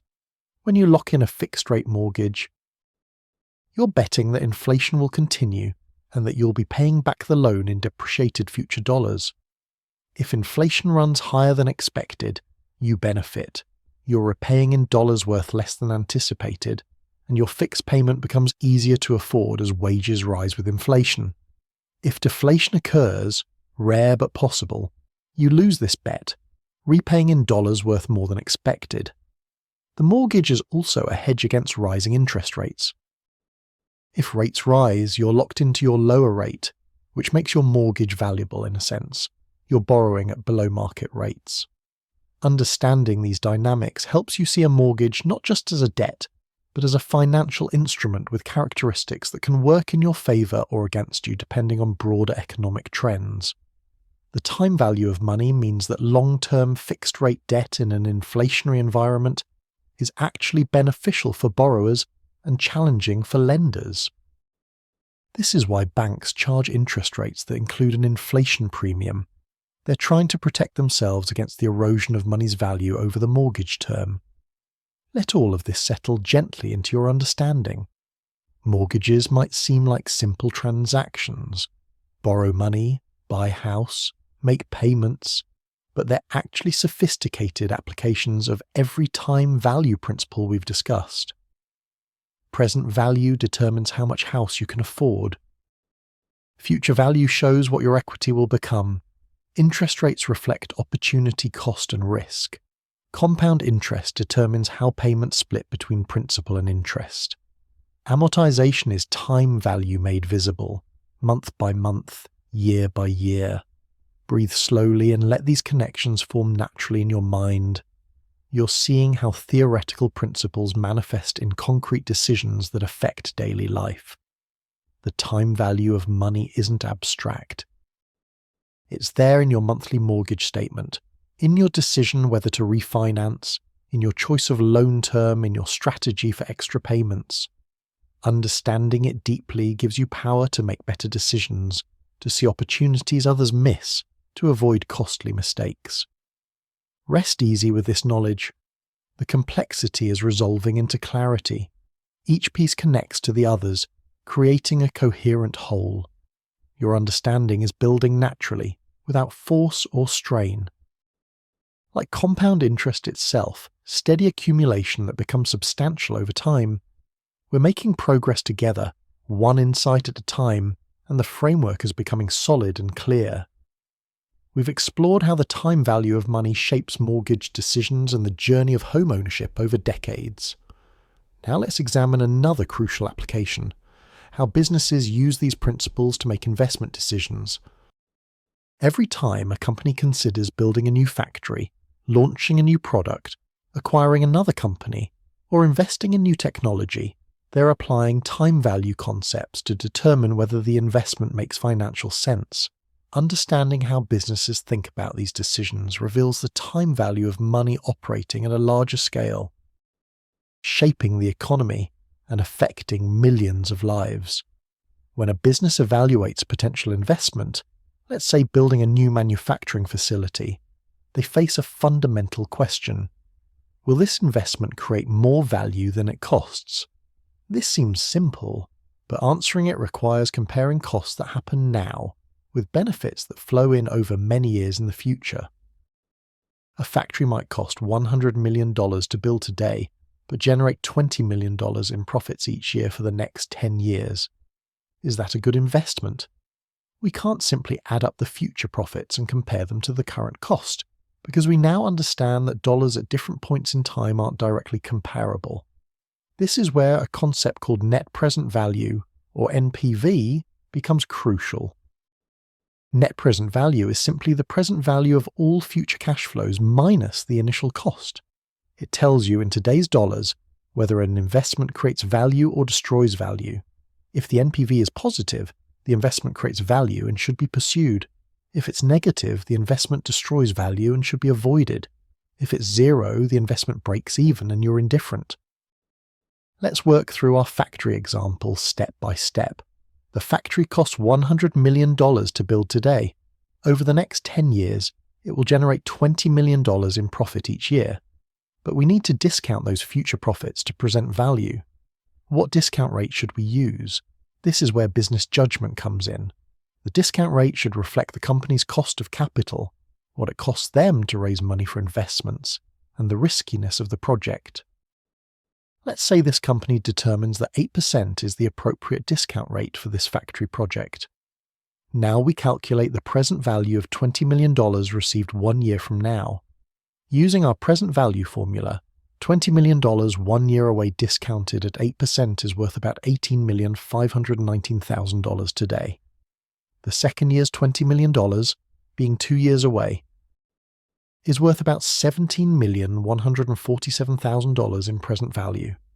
The third year's payment is worth about $15,877,000 today.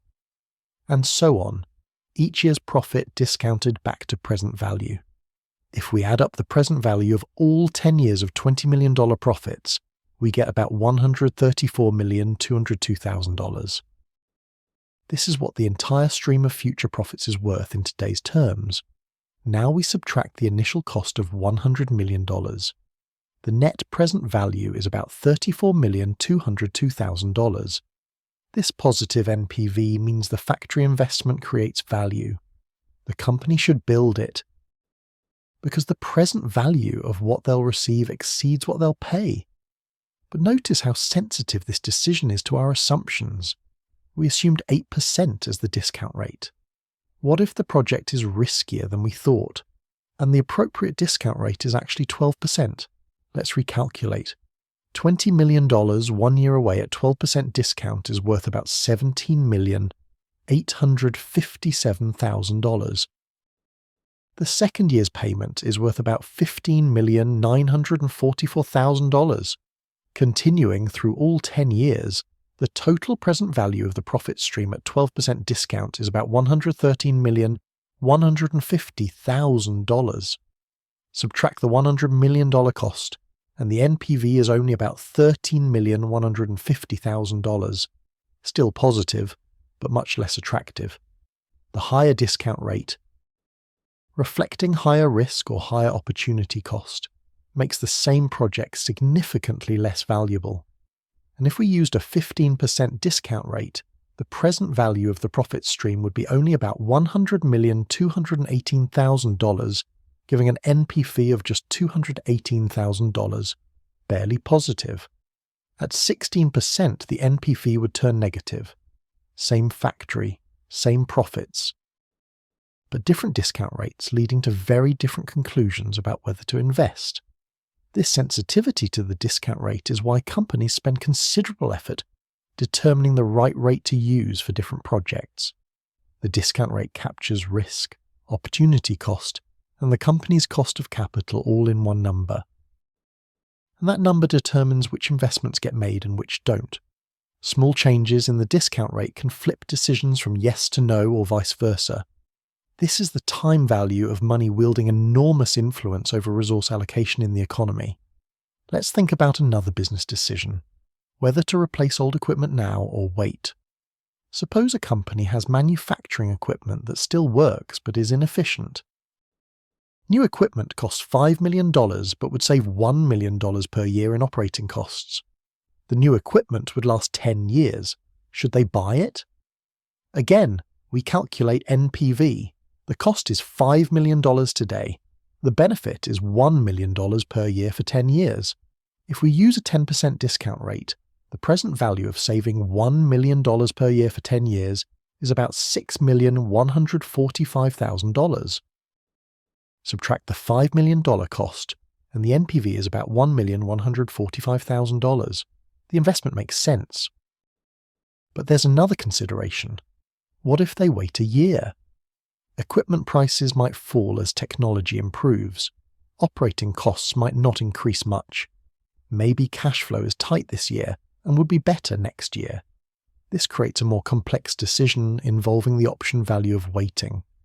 By investing now, you start saving immediately, but you give up the option to wait for better information or better equipment. By waiting, you keep your options open but forgo a year of savings. This is where the time value of money gets philosophically interesting. There's value in flexibility, in keeping options open, in waiting for uncertainty to resolve. But there's also cost to waiting, the foregone benefits, the opportunity cost of delay.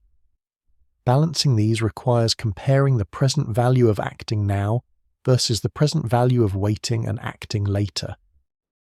Adjusted for the probability that waiting will lead to a better decision, companies face these timing decisions constantly. When should we launch the new product? When should we enter a new market? When should we upgrade our technology?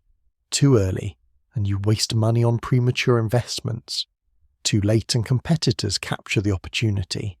The time value of money provides the framework for analysing these timing questions.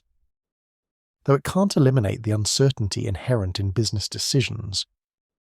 Let's explore how the time value of money affects mergers and acquisitions. When one company considers buying another, they need to determine how much to pay.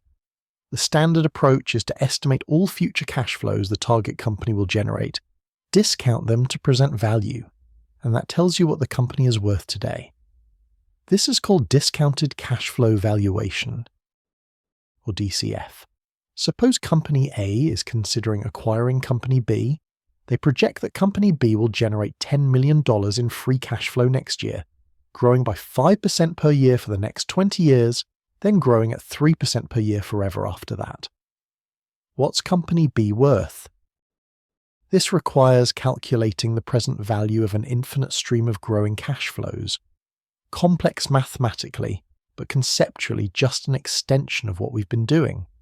Using a discount rate of 9%, the present value of these projected cash flows might be about $250 million. This is what Company B is worth to Company A in present value terms. But should Company A pay $250 million? Probably not the full amount.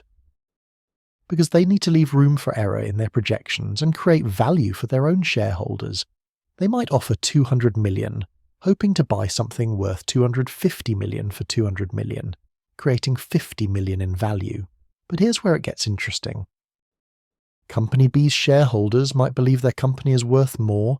They might project higher growth rates or use a lower discount rate, leading to a higher valuation. Or they might think Company A's projections are too optimistic and want to sell before reality disappoints. Negotiations over acquisition price are really negotiations over assumptions, growth rates, discount rates, risk assessments, all filtered through present value calculations. The time value of money also shapes dividend policy decisions. Should a company pay dividends to shareholders now or retain earnings to invest in growth opportunities? If the company can invest retained earnings at returns higher than shareholders could earn on their own, they should retain the earnings. If not, they should pay dividends and let shareholders invest the money themselves. This is called the dividend irrelevance proposition in theory, but in practice, taxes, transaction costs, and differing opportunities make it more complex. Think about it from the time value perspective. If a company pays you a $100 dividend today, you have $100 now that you can invest or spend. If instead they retain that $100 and invest it at 15% for 5 years, it becomes about $201, and then they pay it as a dividend.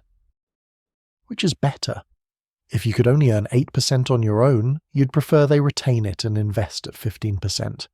If you could earn 20% on your own, you'd prefer they pay the dividend now, so you can invest it yourself at the higher rate. The right choice depends on comparing the returns available to the company versus returns available to shareholders. Let's think about how startups and venture capital involve extreme applications of time value principles. A startup might spend years losing money, investing in product development, building customer base, establishing brand, with the hope of eventually becoming profitable and valuable. Venture capital investors fund these losses. essentially making a present value bet that the future value of the company will justify the upfront investment despite years of negative cash flow. A venture capitalist might invest $5 million in a startup today, knowing the company will burn through cash for 5 years before becoming profitable. They're betting that in 7 to 10 years, the company will be worth $100 million or more, and their stake will be worth many times their initial investment. They're using a very high discount rate, maybe 30 or 40%, to reflect the enormous risk that most startups fail completely. Only 1 or 2 companies out of 10 might succeed, but those successes need to generate returns large enough to compensate for all the failures. This is present value analysis under extreme uncertainty. The cash flows are highly speculative. The discount rate is enormous. The time horizon is long, yet the framework remains the same. Estimate future cash flows. Discount them to present value compared to the cost of investment. The mechanics are identical to our factory example, just with much wilder numbers and much greater uncertainty. Public companies are valued continuously in stock markets using these same principles. When you see a company's stock price, you're seeing the market's collective estimate of the present value of all future cash flows the company will ever generate. When the stock price rises, it's because the market has revised upward its expectations of future cash flows or lowered its assessment of risk, leading to a lower discount rate. When the stock price falls, the opposite has occurred. This is why companies focus so much on quarterly earnings announcements. They're not just reporting what happened in the past quarter. They're providing information that helps investors update their projections of future cash flows. If earnings exceed expectations, investors might raise their growth projections, increasing the present value of the company and pushing the stock price up.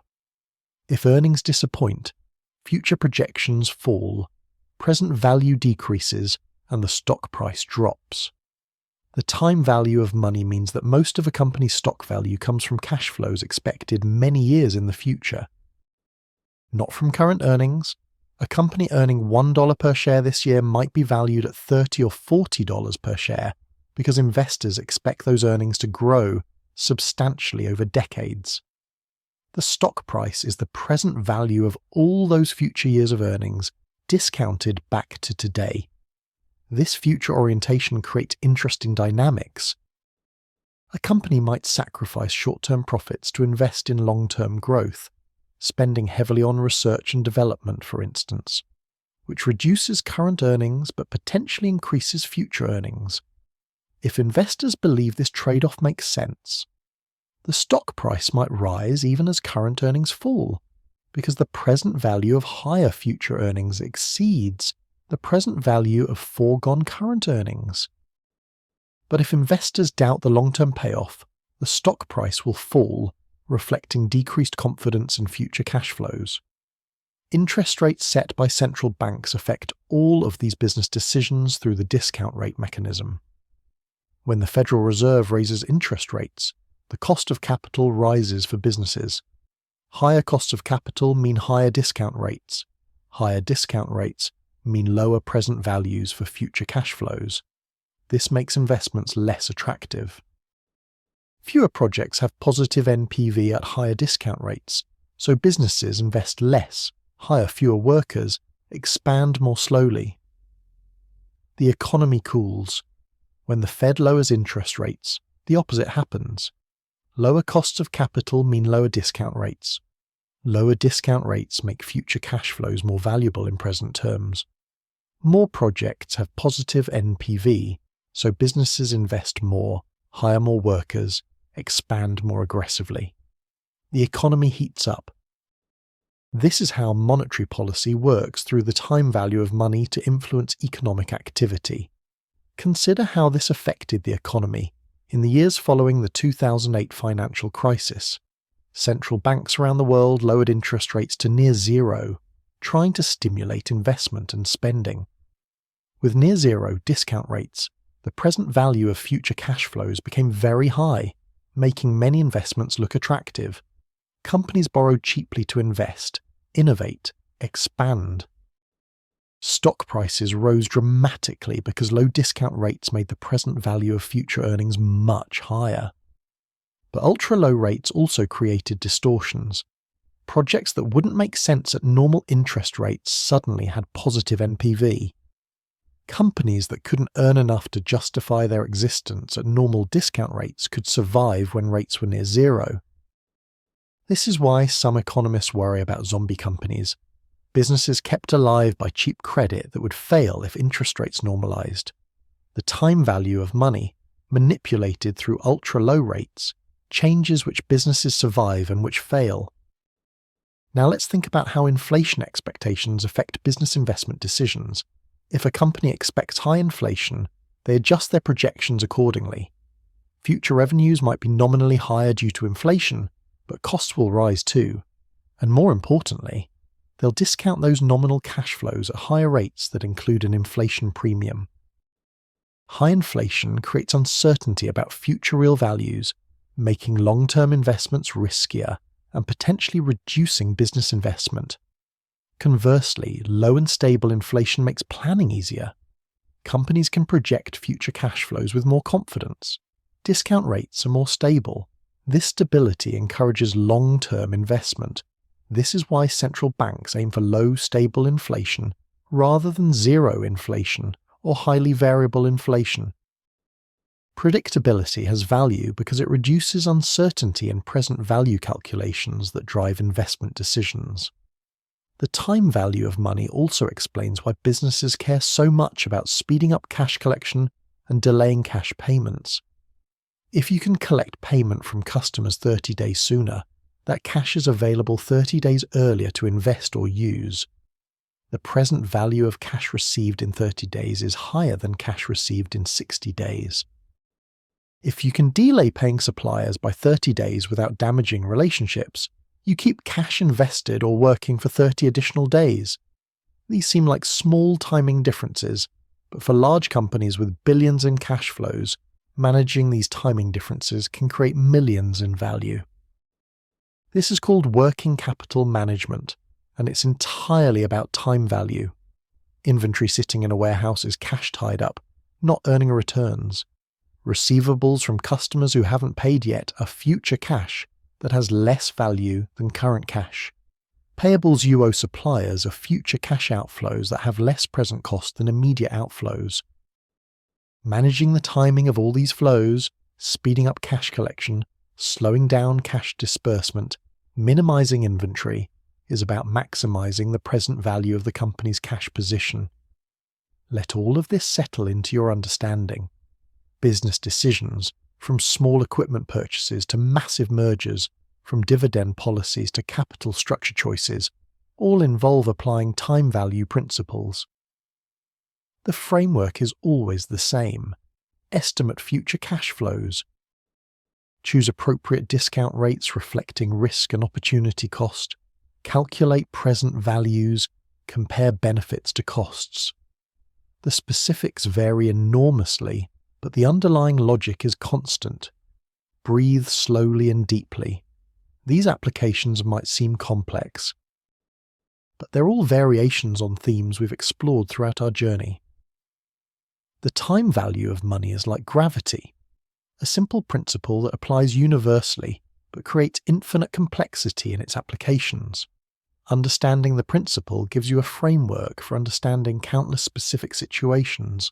Rest easy knowing that you're developing deep financial literacy, not just surface knowledge. You understand not just that businesses make investment decisions, but how they make them, what framework they use, what drives their choices. This understanding connects to everything else we've explored. Compound interest, present value, interest rates, all woven together in the practical decisions that shape the economy and affect our daily lives. The journey continues, and you're making real progress. Each new application reinforces the core principles. Each example illuminates the concepts from a different angle. Your comprehension is deepening naturally, without strain, like understanding growing and compounding over time. The framework is becoming intuitive, the logic clear, the applications evident. We're building wisdom together, steadily and surely. we've seen how businesses apply time value principles to make investment decisions that shape the economy. Now let's bring this understanding back to a more personal level and explore how the time value of money affects your everyday financial choices, the small and large decisions you make throughout life. Understanding these applications transforms the time value of money from an abstract concept into a practical tool you can use to improve your financial well-being and make choices that align with your values and goals. Let's start with something seemingly simple. Whether to pay off debt or invest. Suppose you have $5,000 in savings and you're trying to decide between two options. You could pay off $5,000 of credit card debt that's charging you 18% annual interest. Or you could invest that $5,000 in a retirement account where you expect to earn 7% annually. Which should you choose? The time value framework makes this clear. If you pay off the credit card debt, you're saving 18% per year in interest charges. That's effectively an 18% guaranteed return on your money. You're avoiding costs you would otherwise pay. If you invest instead, you might earn 7%. But this return is uncertain and comes with risk. The guaranteed 18% return from paying off debt beats the uncertain 7% return from investing. The time value analysis says pay off the high interest debt first. This logic extends to prioritizing different debts. If you have both credit card debt at 18% and student loans at 4%, and you have extra money to pay down debt faster, which should you target? The credit card debt. Because the 18% you're paying on it far exceeds the 4% on the student loans. Every dollar you put toward the credit card debt saves you 18 cents per year in interest. Every dollar toward the student loan saves only 4 cents per year.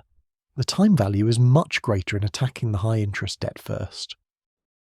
But life isn't always this clear-cut. What if you have moderate interest debt, say a car loan at 6%, and you could also contribute to a retirement account where your employer matches your contributions? Now the calculus changes. If your employer matches 50 cents for every dollar you contribute, that's an immediate 50% return before any investment gains. Even if you could save 6% by paying off the car loan, the immediate 50% return from the employer match is much more valuable. This is where time value analysis helps you see that the employer match is essentially free money you shouldn't pass up, even if you have debt. These decisions become more complex when you factor in taxes. Retirement contributions might be tax deductible, saving you perhaps 25% in taxes immediately. Student loan interest might be tax deductible too, reducing the effective cost.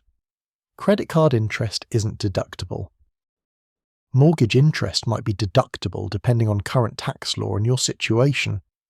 The after-tax time value of different options can differ significantly from the pre-tax comparisons, making decisions less obvious. Let's think about the decision to lease versus buy a car. When you buy a car, you pay a large sum up front, say $30,000, and you own the vehicle. You can drive it for many years, eventually paying nothing per month once any loan is paid off. When you lease, you pay smaller amounts over time, maybe $300 per month for 3 years, and then you return the car and lease another one, which is better from a time value perspective.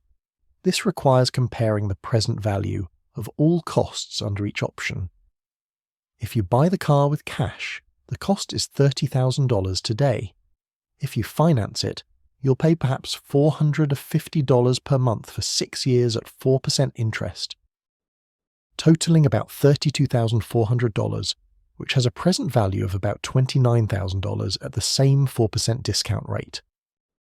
If you lease repeatedly, paying $300 per month forever as you lease one car after another, the present value of that perpetual payment stream at 4% discount is effectively infinite, though practically you're committing to about $10,800 over 3 years with each lease. The key insight is that leasing keeps you in perpetual payments while buying eventually leads to owning the car outright and eliminating payments. From a pure time value perspective, buying is usually cheaper over the long term, but leasing has benefits. Always driving a new car, avoiding maintenance costs on older vehicles, lower monthly payments that preserve cash flow for other uses. The optimal choice depends on how you value these factors versus the higher total cost over time. Consider the decision of whether to prepay expenses when given the option. Your insurance company offers a discount if you pay the full annual premium upfront instead of monthly. Should you take it? This is a time value question. Suppose the annual premium is $1,200 paid up front, or $110 per month for 12 months, $1,320 total. The discount for prepaying is $120. If you pay monthly, you keep your money invested longer. The first month's payment isn't due immediately, so you have that $110 for one more month. The second month's payment stays invested for 2 more months, and so on.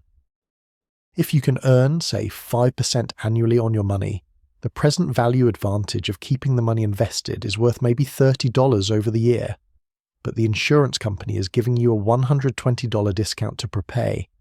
The discount exceeds the time value of keeping the money invested, so you should prepay if you have the cash available.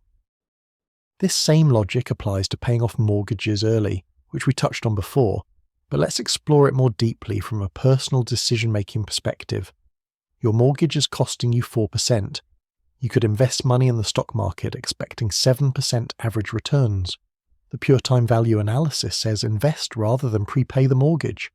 But this ignores several factors. First, the mortgage interest is certain while investment returns are uncertain. Paying off the mortgage guarantees saving 4%. Investing might earn 7% on average but could lose money in bad years. Risk-adjusted, the guaranteed return of debt payoff might be worth more than the higher but uncertain return from investing. Second, there's psychological value in being debt-free that doesn't appear in present value calculations. Third, if you lose your job, having no mortgage payment provides security that a larger investment account doesn't quite match. The pure time value analysis isn't wrong, but it's incomplete without considering these other dimensions. Let's think about education decisions through the time value lens. Should you pursue a graduate degree that costs $60,000 and takes 2 years, delaying your career start and earnings? The time value framework says compare the present value of 2 scenarios. In scenario 1, you start working immediately, earning perhaps $50,000 per year with modest raises over time. In scenario 2, you spend 2 years and $60,000 on graduate school. Then start earning perhaps $75,000 per year with better career trajectory. The calculation isn't simple because the higher salary continues for decades, and the time value of those future earnings needs to be discounted to present value. But suppose the present value of higher lifetime earnings from the graduate degree is $150,000, and the present value of costs, tuition plus 2 years of foregone salary, is about $160,000. The negative NPV of $10,000 suggests the degree isn't worth it financially.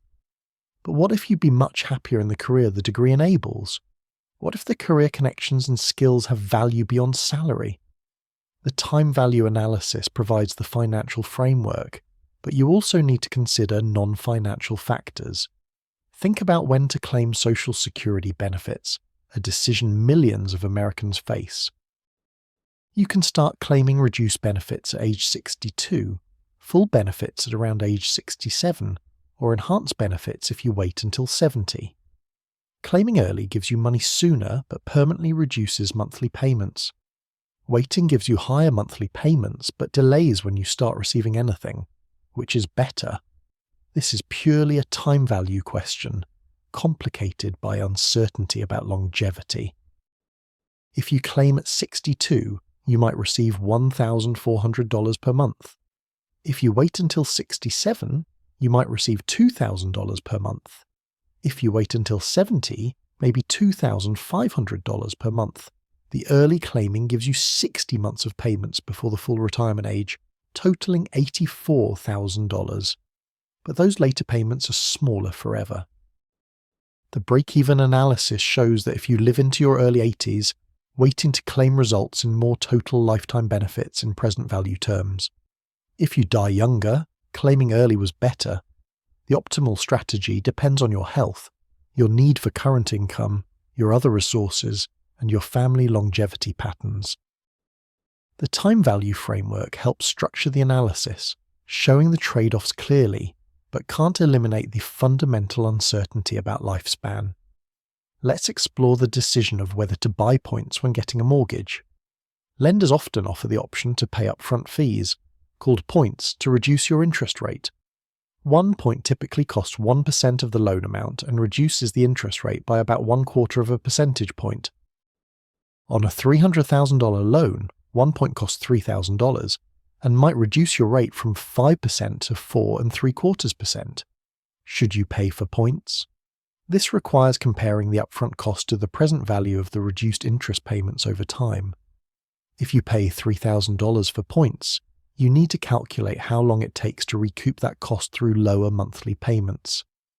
At the lower rate, your monthly payment might be $40 less.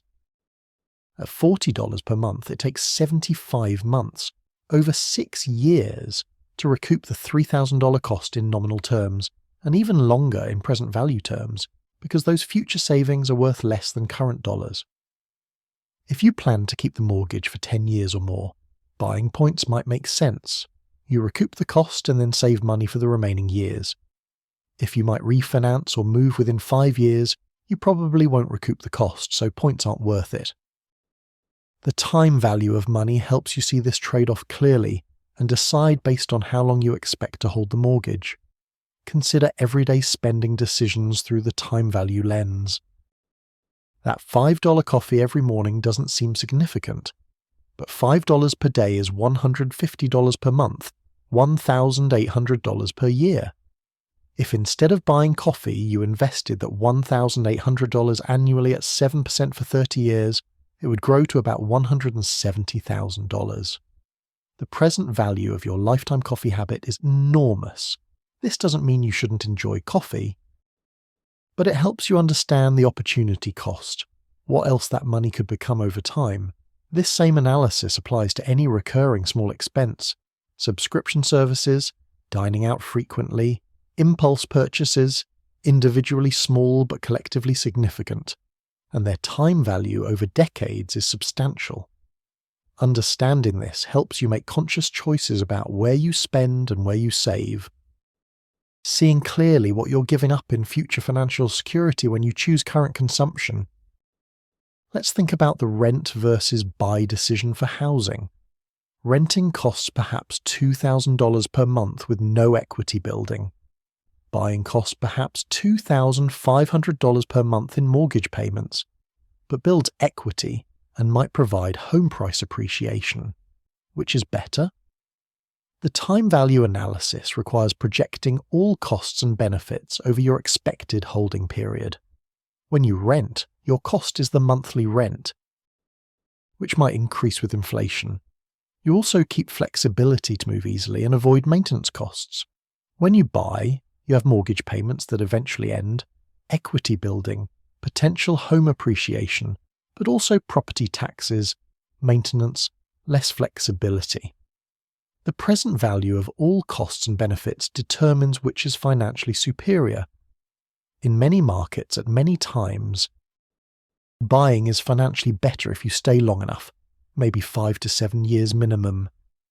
The transaction costs of buying and selling are high, so if you move frequently, renting might be cheaper despite not building equity. But if you stay in one place for a decade or more, buying usually wins financially because you eventually eliminate housing payments by paying off the mortgage, while rent continues forever. The time value framework helps you analyze your specific situation rather than following generic advice. Think about insurance decisions through this lens. Insurance is essentially a present value trade-off. You pay premiums now, certain costs, to avoid potentially large future costs that are uncertain. Should you buy comprehensive insurance on an older car, the premium might be $1,000 per year to insure against damage to a car worth $6,000. If you're paying $1,000 to protect $6,000, and the probability of a total loss is perhaps 2% per year, the expected value of the insurance benefit is only $120 per year. you're paying $1,000 for something worth $120 in expected value terms. This suggests you shouldn't buy comprehensive coverage on older cars. You're paying far more than the expected benefit. Better to self-insure, accepting the small risk of loss in exchange for keeping the premium dollars to invest. But if you couldn't afford to replace the car if it were totaled, the insurance might still be worth it for the financial security despite the negative expected value. The time value analysis illuminates the trade-off even when non-financial factors might override the purely economic conclusion. Consider the decision of whether to contribute to a Roth retirement account versus a traditional tax-deferred account. With traditional accounts, you deduct contributions now and pay taxes on withdrawals later. With Roth accounts, you pay taxes now and withdraw tax-free later. Which is better depends on comparing your tax rate now versus your expected tax rate in retirement, all analysed through present value. If your tax rate is 30% now and will be 25% in retirement, traditional accounts win. You save 30% now and pay 25% later. If your rate is 20% now and will be 30% in retirement, Roth accounts win. You pay 20% now and avoid 30% later. But you also need to consider the time value of paying taxes. With traditional accounts, you keep the tax savings invested for decades, and that money compounds. With Roth accounts, you pay the tax immediately, reducing your investable amount. The present value of these different payment timings affects which option is superior. There's also uncertainty. You don't know what tax rates will be in 30 years, either your personal rate or the statutory rates Congress might impose. This uncertainty is itself a factor worth considering. Some people split contributions between Roth and traditional accounts to hedge against tax uncertainty, accepting that they won't have made the optimal choice in hindsight but avoiding the worst-case outcome either way. Let's think about charitable giving timing. You plan to donate $10,000 to charity. Should you donate it now or invest it for 10 years and donate the larger amount later? If you invest at 7% for 10 years, $10,000 becomes about $19,670, nearly doubling. Doesn't the charity benefit more from receiving $19,670 in 10 years than $10,000 now? Not necessarily. The charity could invest the $10,000 if they receive it now, also earning returns for 10 years. In present value terms, $10,000 now and $19,670 in 10 years are approximately equivalent at 7% discount, but the charity might have urgent needs now that $10,000 would address, and you get tax deductions now if you donate now, versus waiting 10 years for the deduction. You also eliminate the risk that you might change your mind or that circumstances might prevent the future donation. These factors might favour donating now rather than waiting. All of these decisions, paying off debt versus investing, buying versus leasing, prepaying expenses, timing education, claiming social security, buying points, cutting small expenses, renting versus buying insurance, choosing retirement account types. Timing charitable giving involve the time value of money. The framework is always the same. Compare the present value of costs and benefits under different options, account for risk and uncertainty, and then make an informed choice that reflects both the financial analysis and your personal values and circumstances. Understanding the time value of money doesn't make these decisions automatic or eliminate the need for judgment, but it provides a clear framework for thinking through the trade-offs, for seeing opportunity costs, for comparing options that involve different timing of cash flows. It transforms vague intuitions into structured analysis, helping you make better decisions and understand the consequences of your choices. Let yourself absorb this practical wisdom slowly. The time value of money isn't just for financial professionals or business decisions. It's a tool for everyday life, for the choices you make about spending and saving, about debt and investing, about timing and planning. Understanding it deeply gives you power power to see through marketing and conventional wisdom to what actually makes financial sense for your situation, power to make trade-offs consciously rather than drifting into choices by default. Breathe deeply and rest easy. These concepts are becoming part of how you think about money and decisions. The framework is settling into your understanding naturally, without force, becoming intuitive rather than remaining abstract. You're building genuine financial wisdom that will serve you throughout your life, helping you navigate countless decisions, large and small, with clarity and confidence. The journey is nearly complete, but the understanding you've gained will continue to compound and grow, much like invested money itself. Each time you face a financial decision, you'll find yourself naturally thinking through the time value implications, seeing the trade-offs more clearly, making choices more deliberately. This is wisdom that pays dividends forever, that improves with use, that becomes more valuable the more you apply it. Rest with this knowledge. You've come far in this gentle exploration, accumulating insight steadily and surely. The time value of money is now part of your understanding, a lens through which you can view financial choices, a framework that brings clarity to complexity. And that clarity, that understanding, that wisdom, these are gifts you've given yourself tonight, gifts that will keep giving, compounding in their own way, creating better outcomes in countless future situations you'll face. We've explored how the time value of money guides countless personal financial decisions throughout life. Now, as we approach the end of our journey together, let's step back and reflect on the deeper meaning of what we've learned. The time value of money is more than just a financial principle or a mathematical formula. It's a profound insight about the nature of choice, opportunity, time itself, and how we navigate a world where every decision involves trade-offs between present and future.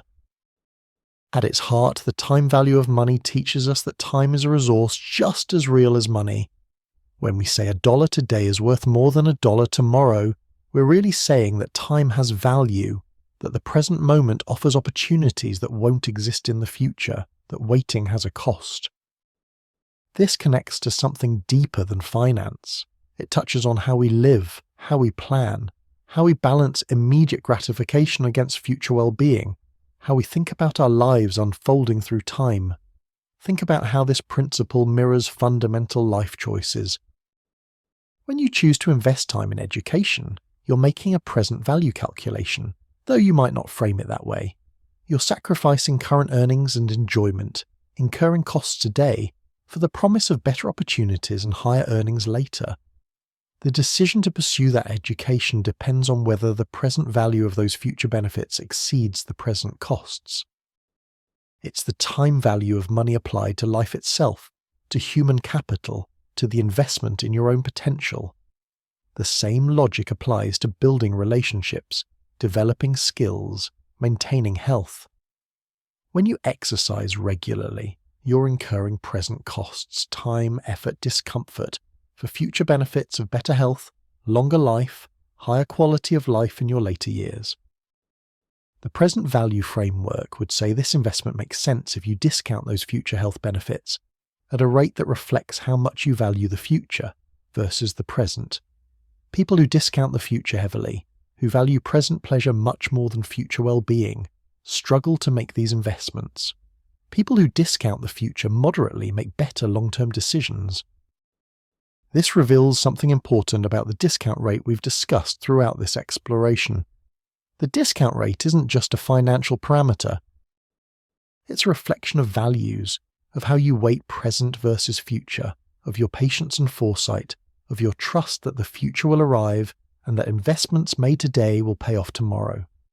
A person with a very high personal discount rate lives entirely for today, spending everything, saving nothing, accepting no present discomfort for future gain.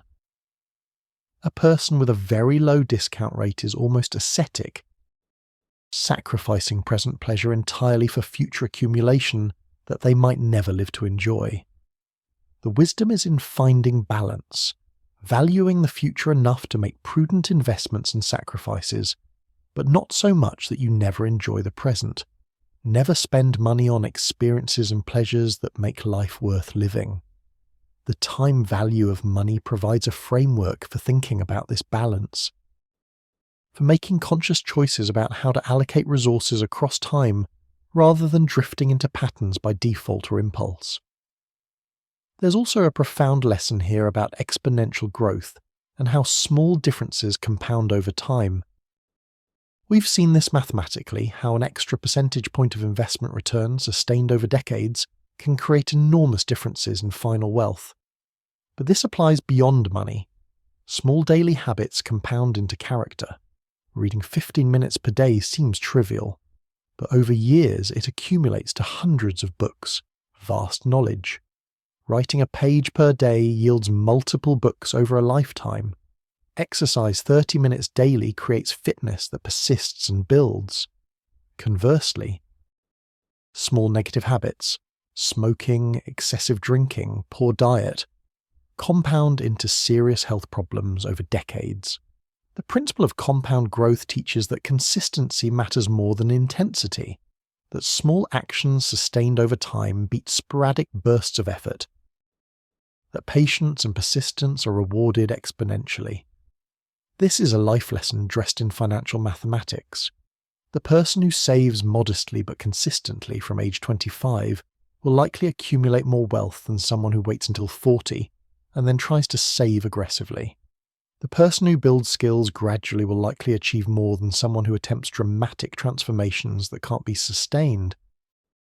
We've explored how uncertainty affects the time value of money, how risk requires higher returns as compensation, how the future is inherently less certain than the present. This too reflects deeper truths about life. The further into the future we project, the less certain our projections become.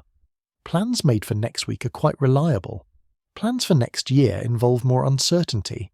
Plans for 10 years hence are educated guesses at best. This growing uncertainty as we look further ahead is why we discount the future, not just financially, but in how we plan our lives. Yet we must plan despite uncertainty. Saving for retirement means making decisions today that won't pay off for decades, during which countless things could change. Having children means committing to costs and responsibilities that will span 20 years or more, with no certainty about outcomes. Choosing a career path means investing in skills and credentials that you hope will be valuable in a future economy that might look very different from today's. All of life's major decisions involve accepting uncertainty about the future, while still acting decisively in the present. This isn't just an academic question. When economists evaluate climate change policies, they use discount rates to compare costs today, spending on clean energy, regulations that slow economic growth, against benefits decades from now, avoiding catastrophic climate impacts. The choice of discount rate largely determines the conclusion. Use a high discount rate and climate action seems too expensive. The discounted present value of benefits far in the future doesn't justify large costs today. Use a low discount rate and aggressive climate action seems obviously worthwhile. The present value of avoiding disaster for future generations clearly exceeds current costs. There's no purely mathematical answer to what discount rate is ethically appropriate for intergenerational decisions. It's fundamentally a moral question about how much we value future people versus ourselves, about our obligations to descendants we'll never meet, about what it means to be good stewards of the world we inhabit temporarily. The time value framework structures the question clearly, but can't answer it for us. That requires ethical reasoning, value judgments, choices about what kind of ancestors we want to be. There's also something liberating about understanding that small amounts matter when given time to compound. You don't need to be wealthy to benefit from compound growth. A person who consistently saves $50 per month from age 25 to 65 will accumulate substantial wealth, even at modest returns. The magic is in the time allowed for compounding, and time is a resource available equally to everyone. This is democratizing. Financial security isn't only for the rich or the lucky, but for anyone who understands these principles and has the discipline to apply them consistently over decades. Let this understanding settle fully into your consciousness as our time together draws to a close. The time value of money is no longer an abstract concept, but a living part of your thinking, a lens through which you see choices, a framework that brings clarity to complexity. You've built wisdom tonight. Brick by brick, concept by concept, example by example, and that wisdom will compound over time, creating better decisions that lead to better outcomes that create more options for even better decisions. Rest easy now, knowing you've invested your time tonight in understanding that will pay dividends throughout your life. The time you've spent learning these principles has created value that will grow and compound, improving countless future decisions in ways you can't fully predict but can trust will occur. You've made an investment in yourself tonight, and like all good investments, it will pay returns far beyond the initial cost. Breathe slowly and deeply.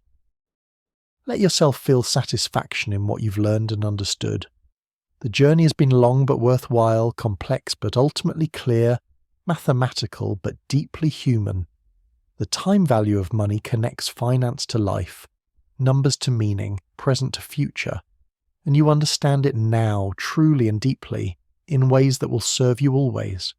Sleep well, knowing that you're wiser than you were when we began, that you've gained understanding that will illuminate your path forward, that you've invested time tonight in learning that will repay you many times over in better decisions, avoided mistakes, clearer thinking, and greater financial well-being.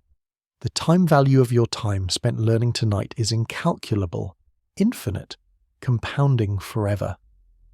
Good night. And so we've travelled together through one of the most beautiful truths about how we navigate time and choice.